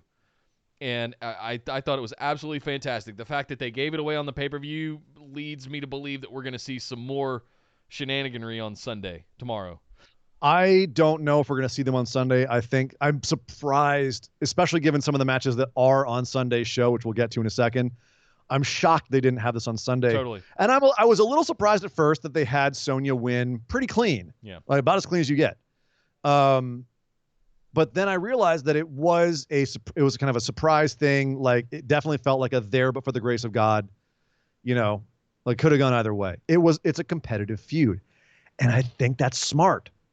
Have it be competitive. Have Sonya not look like a weakling who's running away from Mandy. Yep. She's genuinely good, and Mandy's got to be on her game to beat her. Yes. Perfect. That is smart. When's the last time I said this, Nick? They haven't had a misstep in this whole Dolph Ziggler, Otis, Mandy, Sonya thing. They have not had a misstep in this all year. No. That's nuts. It's fantastic. One of the best angles they have going. And it was happening in the wake and in parallel with all the shit that was going on with Lana, Lashley, and Rusev. Right. So, right. We had two different things going on here at the same time, and we really didn't care about Lana. We watched it because of trash TV, but over here on the other side, it was wholesome and genuine, and the big guy gets the prom queen, and all of the story is underlining things that are happening with it. And here we are, and now the girls are having their turn to go at each other after Otis and Dolph had their thing, and that's kind of still going on. I love everything about this. It's the best thing that's been on SmackDown this entire year, and it feels like it's still only halfway done. Like, it still has legs, and they can. Will, thank you for pointing out. She did grab a little bit of tights when she was rolling up. Mandy, of course. But I'm still gonna say that, like, as far as that goes, like, it wasn't like a huge blade with no feet on the ropes. Like, it still felt competitive, and that's great. I would rather have, like, she cheated just a little bit. You know what I mean? Keep it so that they're fairly evenly matched. Mwah. And also, anyone who wants to shit on Vince McMahon, the dude has some bad ideas, but he's actually supposedly one of the guys has been writing the Otis stuff for the whole time as well. There's been a bunch of people, including the writer that we mentioned, that got let go. Otis and Mandy and Sonya, they've all had their say, but apparently this is like Vince is digging this angle as well and has been having quite a bit of say in it. And it's why you're seeing so much of it. He's invested in it, and it shows. And somehow this is working out where Lana and Lashley and Rusev was a train wreck. Right. So hell yes. I'm so glad this is continuing to be an excellent program. Got to break in here and give a shout out to the Potato Zone with 10 quid in the super chat. Ooh. What's up, guys? Longtime Spotify listener. Don't get to catch you guys here very often. Love your work. Keep it up, lads. Thank you, Potato Zone. Thank you very much. Welcome to the stream. Thank you for joining us. Welcome, man. Yeah. Awesome. Sweet. Also awesome, Daniel Bryan and Drew Gulak. Yeah. I love the two of them. Yeah. They're, I'm sorry. You were saying there's only a couple bright spots. Come on. I love that. They got Otis to tag with them for a 3-on-3 match against Nakamura, Cesaro, and Corbin, which, I mean, on paper, that sounds appetizing to me. And the only problem was there really wasn't a whole lot of stakes in this match, but it was fun. Everyone did some good work here. I can't say that I was totally invested in it. The ending was but I stupid. enjoyed. I understand what they were trying to do, but it's not Sunday yet. Stop trying to climb the ladder and get the briefcase. Everyone wanted to pose at the end. Well, Right. The thing is, the end of the match was shockingly Drew Gulak eating it. Well, he got pinned on a deep six. He didn't even eat an end of days. Right. He He ran right into it. He took a signature and got pinned. So, ouch. You can see where they still think of Drew Gulak. But then the match was over and everyone leaves the ring and Corbin starts setting up the ladder to go get the briefcase and pose. But then Daniel Bryan and Otis come back out. They're not having it. There's a little scuffle. Otis tries to climb a ladder, and the rungs start falling off. Brilliant. Because he's just too heavy. Brilliant. That was, I thought, a very smart way to build some more intrigue for Sunday. Yep. Which is Otis breaks ladders because he's too big. He can't climb the ladder because he's too big. That's interesting. Interesting. Yeah. Right. Made me. What are we set? What story are we setting up there for Sunday? But ultimately, Baron Corbin does take out Otis and Daniel Bryan and poses at the top of the ladder with the briefcase, with all his momentum going into Sunday. So yeah, again, we were talking about how one of the problems with WWE going home to a show is they love to do their point at the WrestleMania sign or hold the briefcase at the top of the ladder. And it doesn't matter what people would realistically do in that situation, how they would actually act. We're going to have them all just arbitrarily, like AI in a computer game that's been programmed to go in one direction and ends up going over a cliff. And you're like, why? You wouldn't actually do that.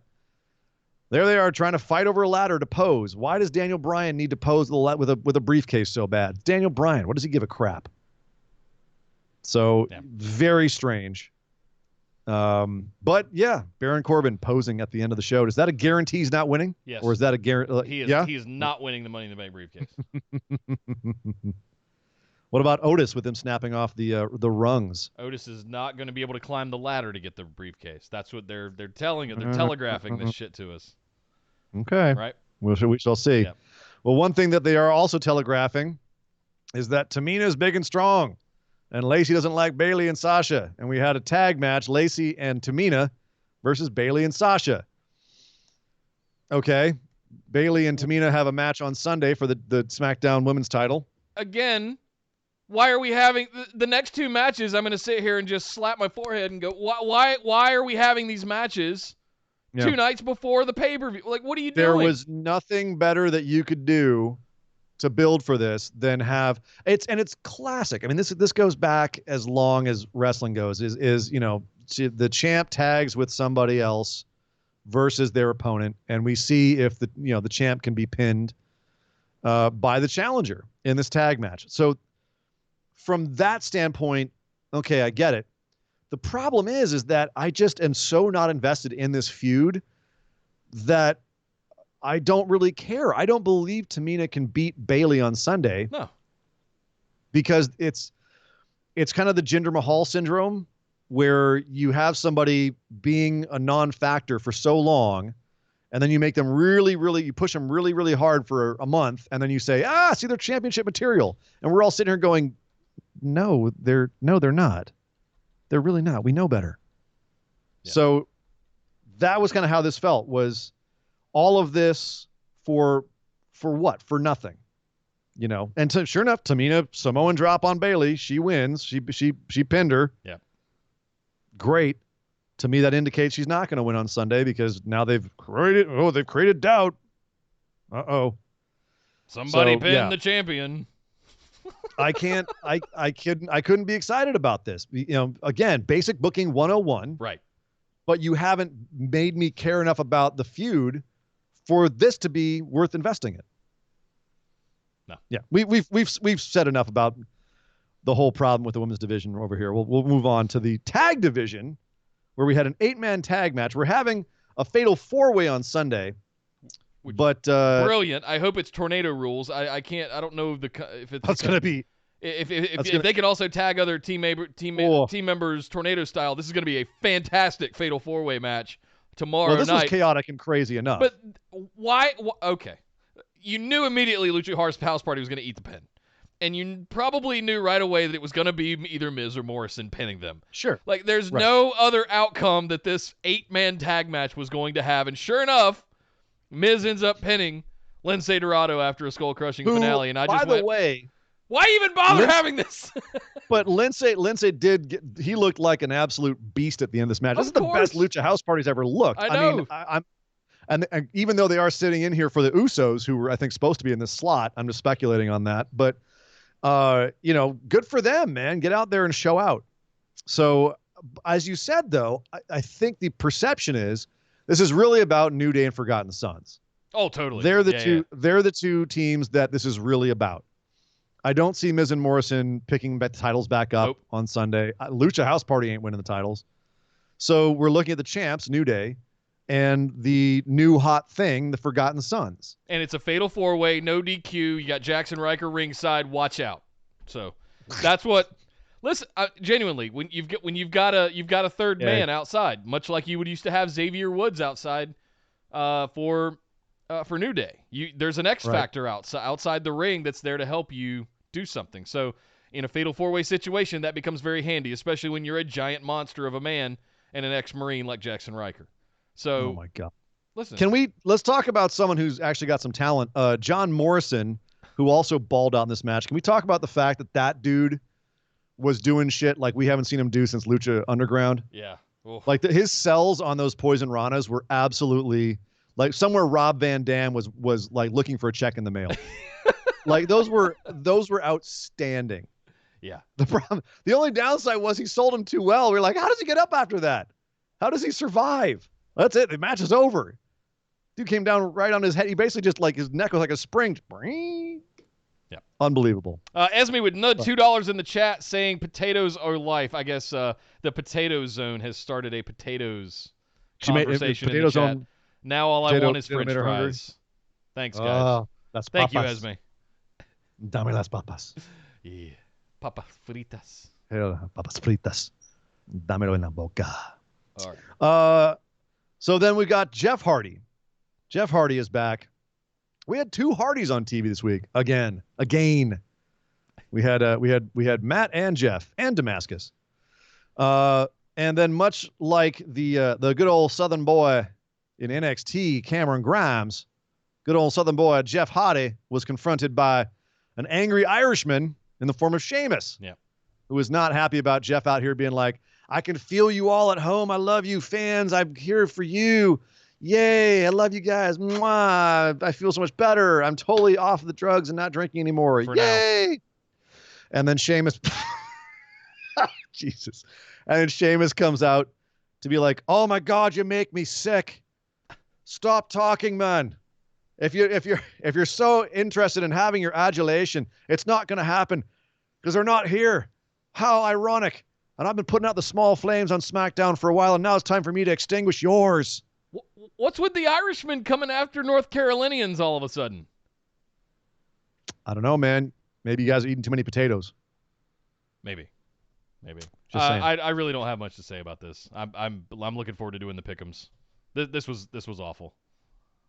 It lacked energy. Yeah. It lacked fire. Sheamus had intensity.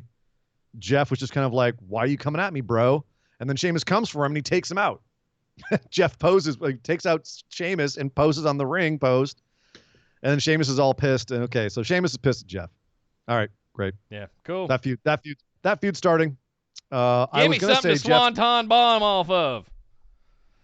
All right. Cool. Titan Towers Sunday? Maybe. I don't know. Is Jeff Hardy going to Swanton bomb off of Titan Towers? Well, I think the Money in the Bank match is the only thing that's going to be at Titan Towers. Everything else is going to be at the Performance Center. From what I understand, they're going to do like picture-in-picture and stuff. Cool. Even where they go back and forth between the two. I'll be honest. I'm dying to see what they do with this. Well, let's talk about it then. I was going to speculate that Jeff and Sheamus were going to have a match at Money in the Bank, but that's not the case. Someone else is going to happen for Jeff Hardy. But to talk about that, we have to go give our pick'ems for Money in the Bank.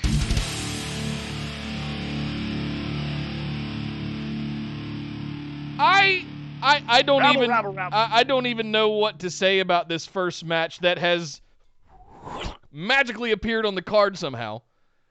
R-Truth versus MVP. This is why I was cawing at you before the show, and I was like, what's going on? This was just announced by WWE today. They've got two matches they just put on the card that make no sense. MVP versus R-Truth? What? Huh? What? What? What? MVP's been all over the show. It makes sense that MVP would have something to do with Money in the Bank, but R-Truth? Did R-Truth Is it 2006 again all of a sudden? Like, did something happen? Did R-Truth Is R-Truth the one who's in charge of the WWE Twitter account and he just made this up? Oh, my bad. I thought that's who I was facing on Sunday at Elimination Chamber 2006. Is Gronkowski going to show back up and somehow this has something to do with the 24/7 championship? What in the actual hell is happening? Why is R-Truth and MVP having a match on? I don't know. Okay. I don't know. Why are there clouds in the sky? What is magnetism? How does that work? R-Truth versus MVP. Who you got this one? R-Truth. You know what? The only thing making me think otherwise is I wonder if MVP is going to bring out his boys. Because he's got Vink and Thorne now.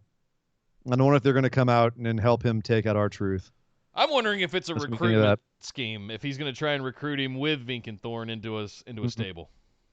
There is absolutely no story to this that I'm aware of, and I just saw this match before the show, so I haven't had a chance to look at Twitter and see if they're building anything for this or what the goddamn story is. So I don't even know who to pick. Because I did a coin flip. It's a freaking all right. Well, I'll just take MVP. Okay, 50-50 booking. Exactly. We'll wash on it. Jeff Hardy versus Cesaro. Oh, not Sheamus. Wait, what? Not Sheamus. Cesaro, the other half of the bar. What? Huh? Okay. Okay. What? Jeff Hardy. That's what they announced. Jeff Hardy versus Cesaro. Jeff Hardy, because he's going to get the win on the return, I guess. That's my assumption as well. I'm also going with Jeff. I can think about Sheamus coming in and costing him the match. That's true. But just to be safe, and again, because they have absolutely this makes no sense. Are they reforming the bar? Is this to set up Sheamus and Cesaro getting back in the ring together? I don't know. What's happening? I have no idea. No idea. My brain's leaking out my ears.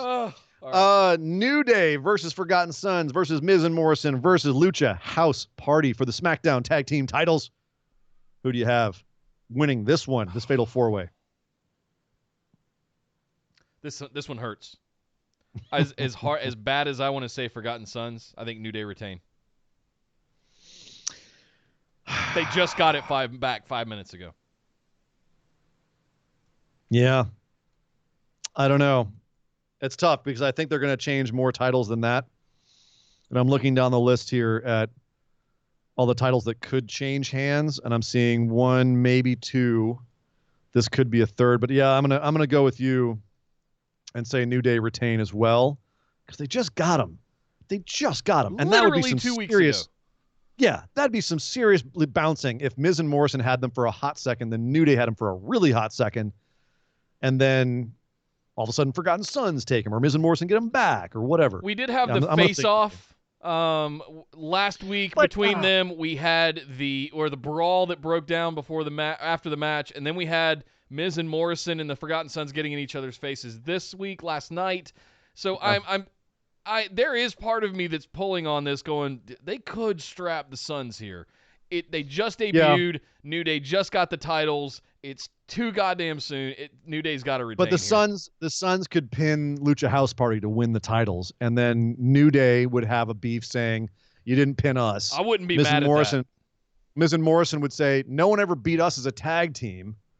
So then everyone would have, and Lucha House Party could go back to being in catering again because that's apparently where Vince thinks they should be. So yeah, I'm gonna stick with New Day too, just to be safe. Yeah, I'm taking the chicken shit route on this one. I don't. Yeah, I have no idea what's about to transpire in this match. Well, how about this one? Viking Raiders versus the Street Profits. Profits have never beaten Viking Raiders, and here we have a Raw Tag Team Championship match between the two teams. Is this the one the Street Profits finally get their win over Viking Raiders, or does the raid continue? And Street Profits are fed to the War Machine. I think this is the former. This is where Street Profits finally get their win over Viking Raiders and retain the Raw Tag Team Championships. Man, you were picking against all your boys on this show, aren't you? Yeah. Sorry, War Machine. You're just picking against your boys, right and left. It's tough. I tend to agree because Raiders just won on Raw to establish they can beat Profits. Yep. Yeah, I'm gonna be a wuss and be safe and say Street Profits too. If this comes down to MVP versus R-Truth, I'm gonna be so mad. Oh, if everything else we picked is the same. Everything else were the same. All right. I think we're gonna have All right. some differences as we go down through this. Well, it's not gonna be the next match. Bayley versus Tamina for the SmackDown Women's Championship. Tamina is not getting the SmackDown Women's Championship. No.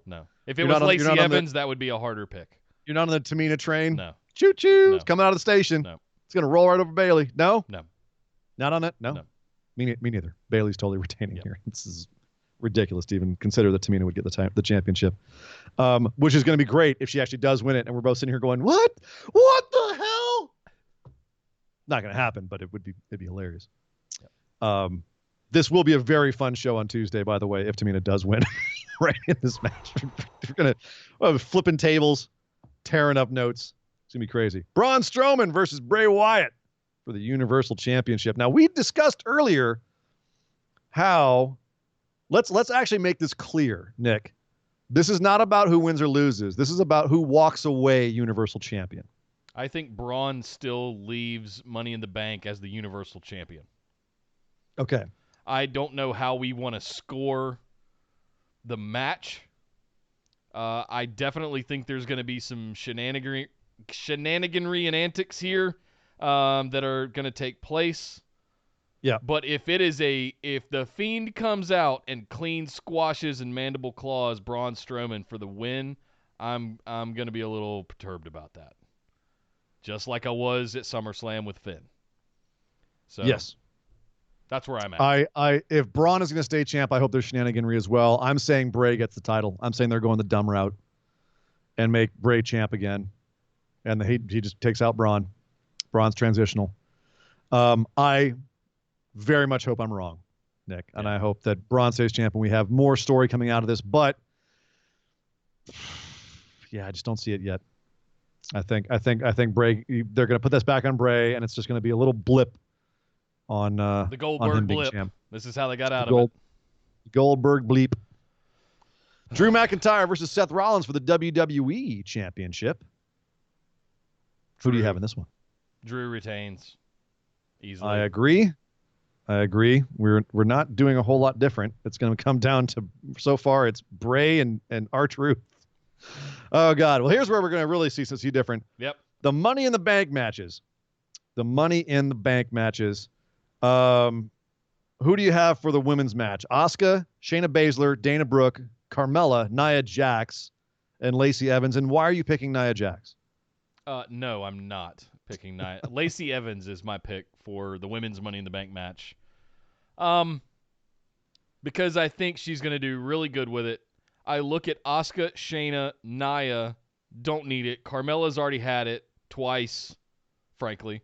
And Dana, not quite ready. I'm really excited about the potential for Dana over the next couple of years because they're starting to give her time and she's doing good stuff with it. But not ready yet. Lacey, if it was a year ago, I would have said the same thing about Lacey. She's come leaps and bounds. The face turn for her has worked fantastic. And I think Facey Evans is going to be the new women's Money in the Bank. You? It's tough because right now I don't know what they're doing with Becky, and I don't know what they're doing with Bayley. And I'm looking at the SmackDown women's division and saying that Lacey is the obvious next contender for the title. Yes. Why would you give her the Money in the Bank when she's the obvious next in line? So that's what's confusing about it to me. Okay. I would think the logical choice would be Shayna Baszler, because then she can be there like a vulture on Becky saying, if you close your eyes, I will take it from you. I couldn't do it straight up. So I'm going to do it the dirty way and cash in on you in your moment of weakness.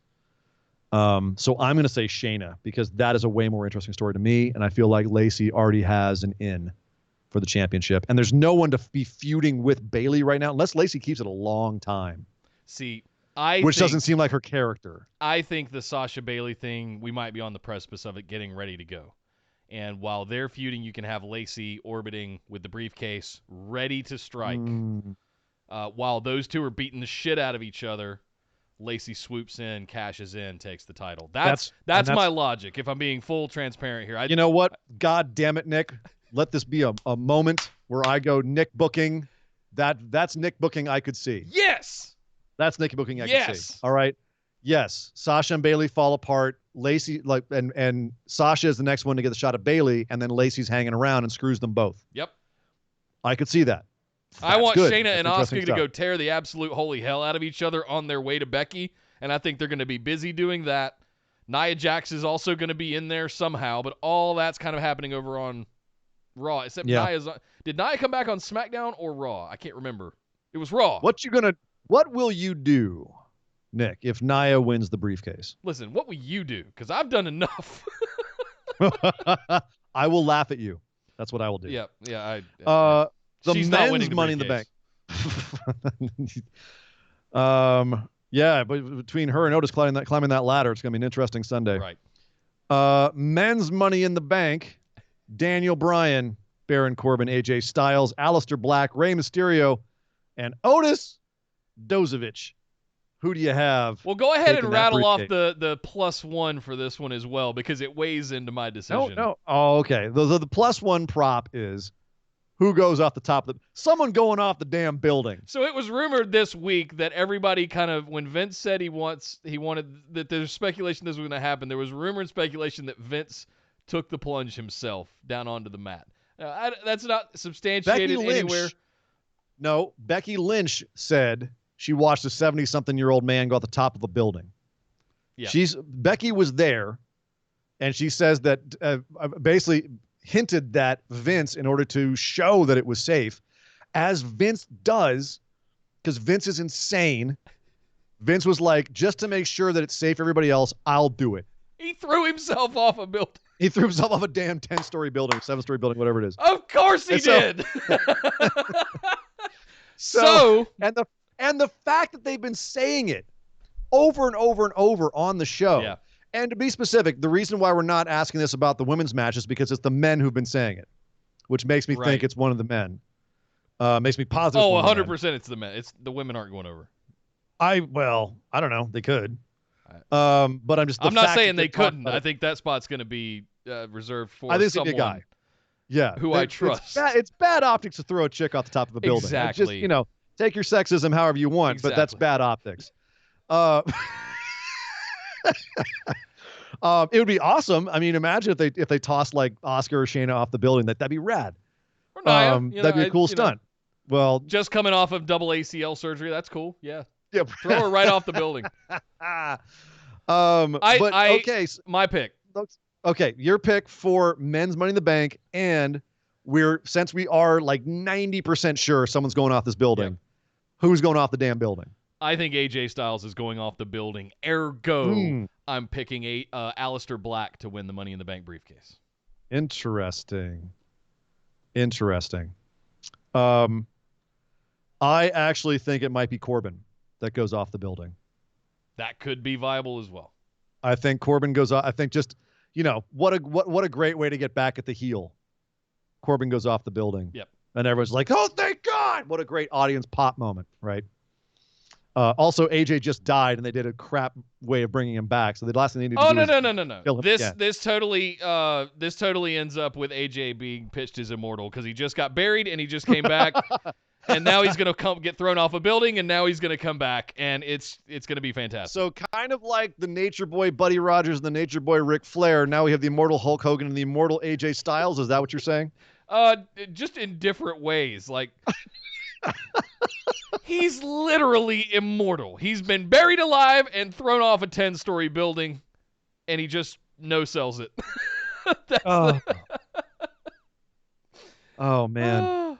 Now, if they truly like 300 it, and this is Sparta, and just and somebody just like mule kicks him right off the building, that'd be just genius. If it's Aleister Black massing AJ Styles off the side of the building, I am just gonna rage. Slow-mo Hans Gruber nerd fall. out. Yeah.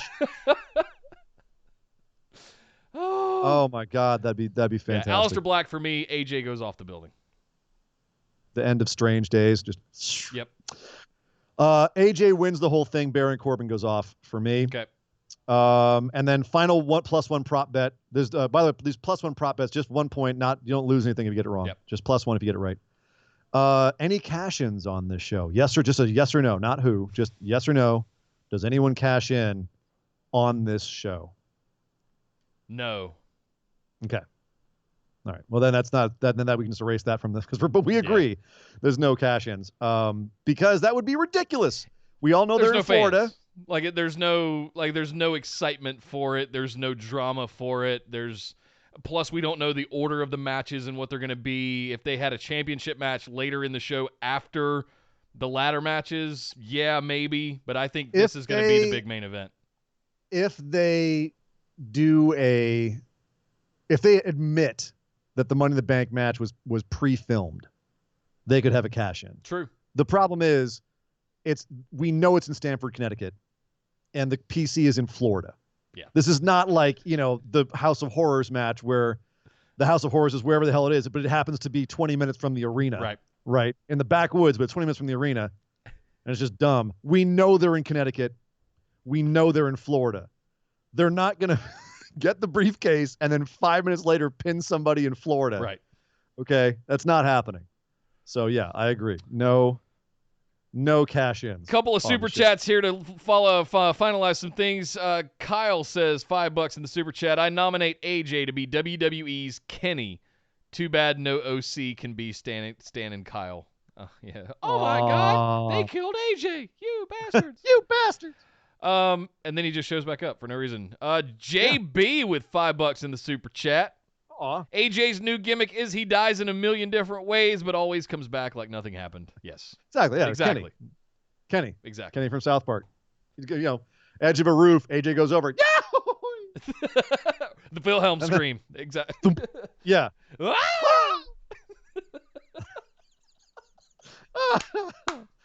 He's walking around backstage. All of a sudden, a whole bunch of containers fall on him. It's like everyone just kind of looks and goes, "All right." Just keeps walking. AJ died again. And he's just in that weird thing where one leg's behind the other one, and it's that weird pattern. He's just laid out backstage. Anyway. Well, there you go, guys. There's our pick'ems for Money in the Bank for tomorrow night. Make sure you're in the Discord to join us for live chat. But now that we're done with that, we've got to close out the show with our segment for Mr. Sean Clark, our moment of positivity.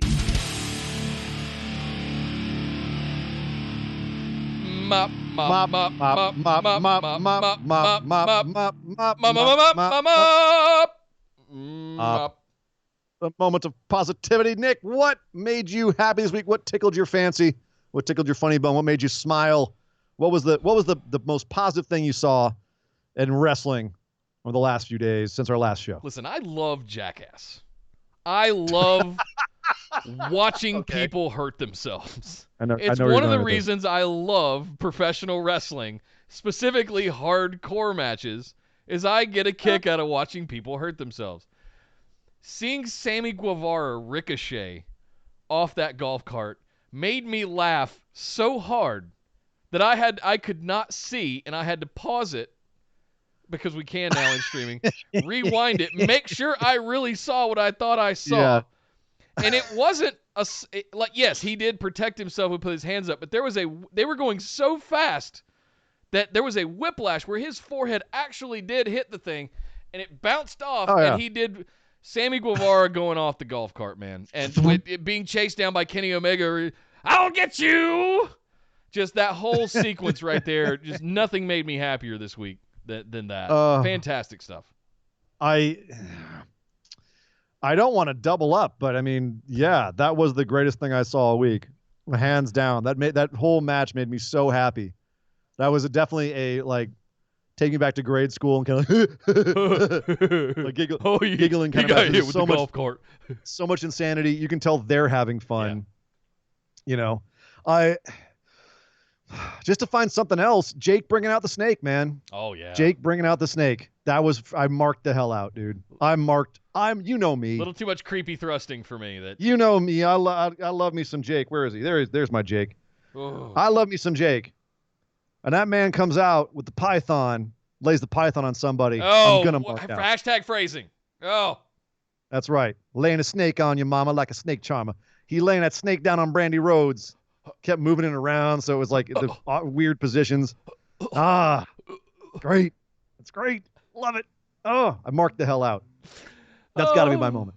If not the insane match that we saw from Hardy and Omega in the Inner Circle, but my God, there was a lot of good stuff. I mean, I could have easily said the Karrion Kross entrance. I could have been, how happy I was they didn't have Io Shirai lose to Charlotte Flair. I was really happy about that. I'm loving Finn Balor right now in NXT. We don't have to recap the whole show. You get one moment. Sonya and Mandy. It's a moment. I'm just saying, there's a lot of things. Your moments. I'm saying there's a lot of things this week, and I picked Jake. I'm just saying there's a lot of things. I picked Sammy. It's a good week. All right. Well, there we go, guys. There's our Can't show for today. Oh, God, no, we're not done just yet. No. We've got just enough time for our other news lightning round. Beep, beep, beep, beep, beep, beep, beep. All right. Well, ratings news first, real quickly. AEW at 732,000 with a 0.28, little up. Woo. And NXT 663,000 with a 0.18. Man. Good Lord. Still staying neck and neck. Lost a little bit, but 2 championship matches and a debut, and you still can't get much higher than you were. I'm going, that's not good. Yeah, they gotta do something over there. Roman Reigns was interviewed, and he said he's actually away from WWE because of his new twin sons, not because of his immune system. He says his immune system's fine. The doctor says that he's not immunocompromised right now. He wouldn't be in danger necessarily, but he wants to be daddy. Doesn't explain why they're editing him out of all kinds of stuff, not mentioning his name on TV, not showing his image at all. Not even rolling the opening promo intro thing on SmackDown last night. Nope. They are not showing Roman at all, and that's a little bit bizarre. But then again, Vince McMahon is a bizarre man, and he may have some reasons that we don't understand. Listen, we don't get to be upset about Roman being shoved down our throats for the last 5 years and then be upset when he's not on TV. We have to pick one, Good guys. point. All right, calm down. Which one are you? Yeah, exactly. I'm just saying it's peculiar. I'm not saying how I feel about it one way or the other. It's just odd. Yeah. It's odd that he was shoved down our throat for 5 years and now he's gone. AJ Styles was also he was streaming, and I guess he was asked about his return, and he agreed. Remember how we kind of tore that apart, Nick? We tore apart the AJ Styles return as just being a waste. Yep. There's so much you could have done, and it's just like, poof, he's back. He's like, well, I survived, and it didn't matter. Well, apparently AJ Styles agrees.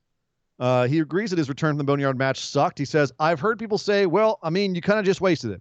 Styles was buried alive. He could have come back as a different character, in a different mood, a different look, something different. He came back, and he was exactly the same as before he got buried. I'm with you. So AJ Styles also thought it was lame the way he came back, which is good because it's true. And one wonders, because, the scuttlebutt is he's pretty upset about Gallows and Anderson being released and kind of being misused while they were there. So one wonders if AJ is feeling a little bit disgruntled with the old company as well. One wonders. Christian has said that he was not in the WrestleMania build for the Edge match because he's on the no contact list. Not no contact like don't talk to Christian. Obviously, he still works for the company and comes on and does commentary from time to time and opens shows and whatnot. He's on the no contact list like you can't make contact with him. He can't take bumps. He can't even take, you can't do anything with him. So they felt that it was pointless to have him come out if he wasn't going to take a bump and basically be sacrificed to Randy Orton for Edge the way that Beth Phoenix was. So that's why he was not part of the build. But apparently he's appealing it, and we may see Christian back at some point. A lot of people are getting off that no contact list these days. So we shall see, especially with Randy and Edge coming back on Monday. That might be something that feeds in the next part of their feud. So we shall see. Bye-bye SummerSlam. Possibly. What? At least their location is going bye-bye. The mayor of Boston has said that there will be no events, no big public events until after Labor Day. That's in September. And SummerSlam, of course, is in August. So SummerSlam may have to find a new venue to be at because they ain't going to have it in Boston. That's what it's looking like, at least. So we may have another Performance Center SummerSlam. Or who knows? It doesn't look like we're going to be allowed to have big groups like that by August. I mean, I'll tell you guys in the high tech industry that I work in, all events are canceled for the remainder of the year. They're all going digital. They're all going virtual. So for the remainder of the whole year. Yeah, at least. That's one of the last things that's going to reopen is the big events. Yeah. And yeah, some of those, they range from 10,000 to 60 to 150,000 people. So, yeah, they're not going to let people cram into the Moscone Center in downtown San Francisco and in all the hotels around breathe the on all over each other. Right. Yeah. No.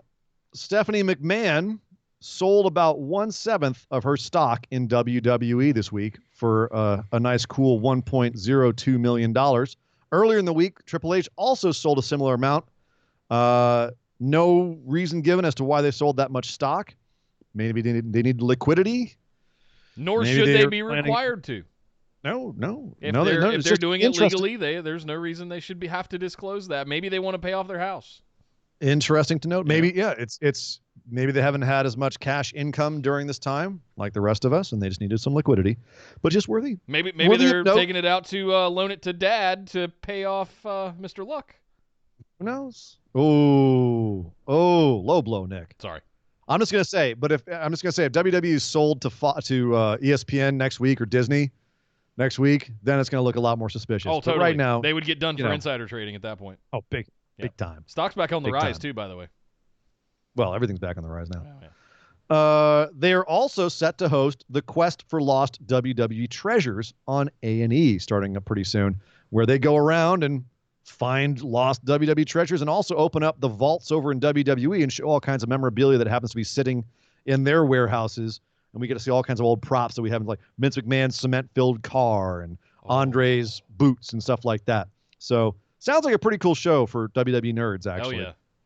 I'll be watching the shit out of it.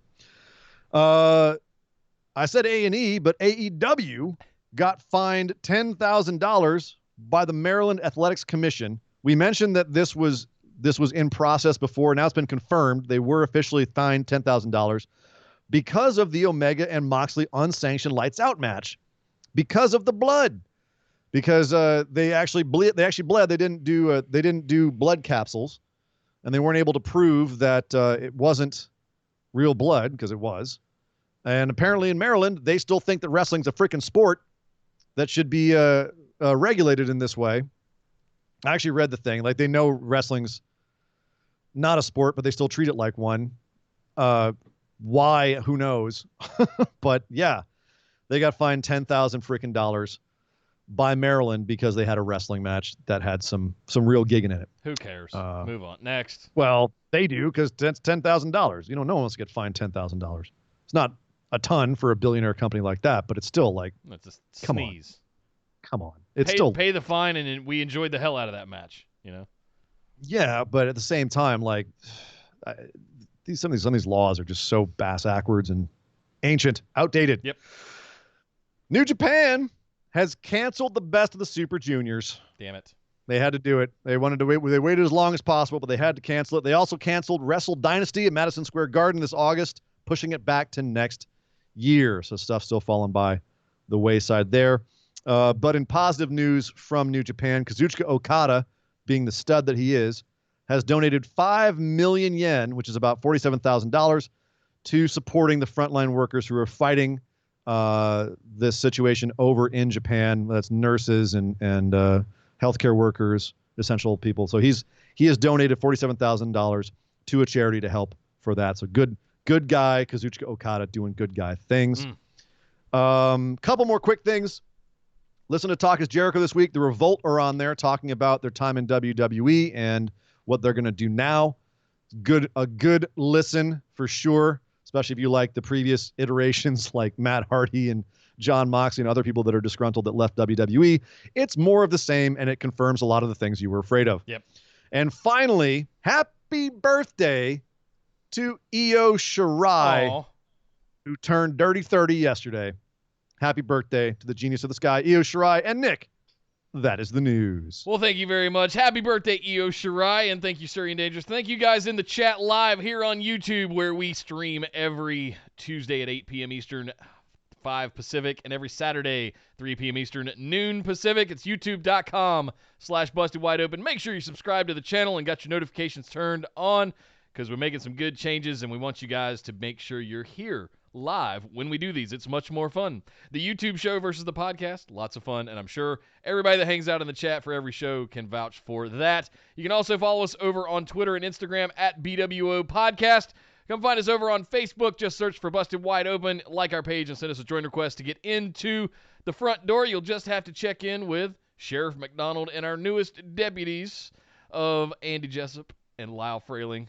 Hat tip to all of our law enforcement that takes care of our group for us. Thank you guys so much for all you do. I really appreciate it, and I know Ian does as well. And last but certainly not least, we're about to head over and do our patron mailbag show right after this one. But to get in on some of that, you got to be at least at the $5 tier over at patreon.com/BWO. It's the best way to support the show. You get all kinds of exclusives over there, bonus episodes and Skype calls at the higher tiers, all kinds of good stuff over at patreon.com/BWO. All these links can be found in the description below here on YouTube if you're watching, and they can also be found over at bwopodcast.com. And Nick, really quickly, I do have to jump in real fast. We did have one little bit of super chat in here. Esme throwing in the $5 saying she's excited for the SmackDown Fist on the Treasure Show. Hell yeah. Yeah, I'm that guy that watches the YouTube shows and the thing where the old men go into barns and find old wrecked cars and that from the 20s and 30s, and I am dying to see this quest for lost WWE treasures. It's right up my alley. I'm just hoping that she's just excited to see it and she's not excited to get fisted by the SmackDown. Anyway, moving on. She's excited for the SmackDown Fist. I'm wondering. On that bombshell, my name is Nick Howell. You can find me on Twitter at Data Center Dude.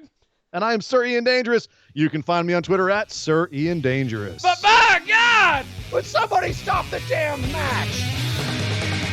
This show is part of the Orbital Jigsaw Network. For more episodes, subscribe to us on iTunes, Google Play, or Stitcher Radio. For details and show notes from each episode, check us out, orbitaljigsaw.com.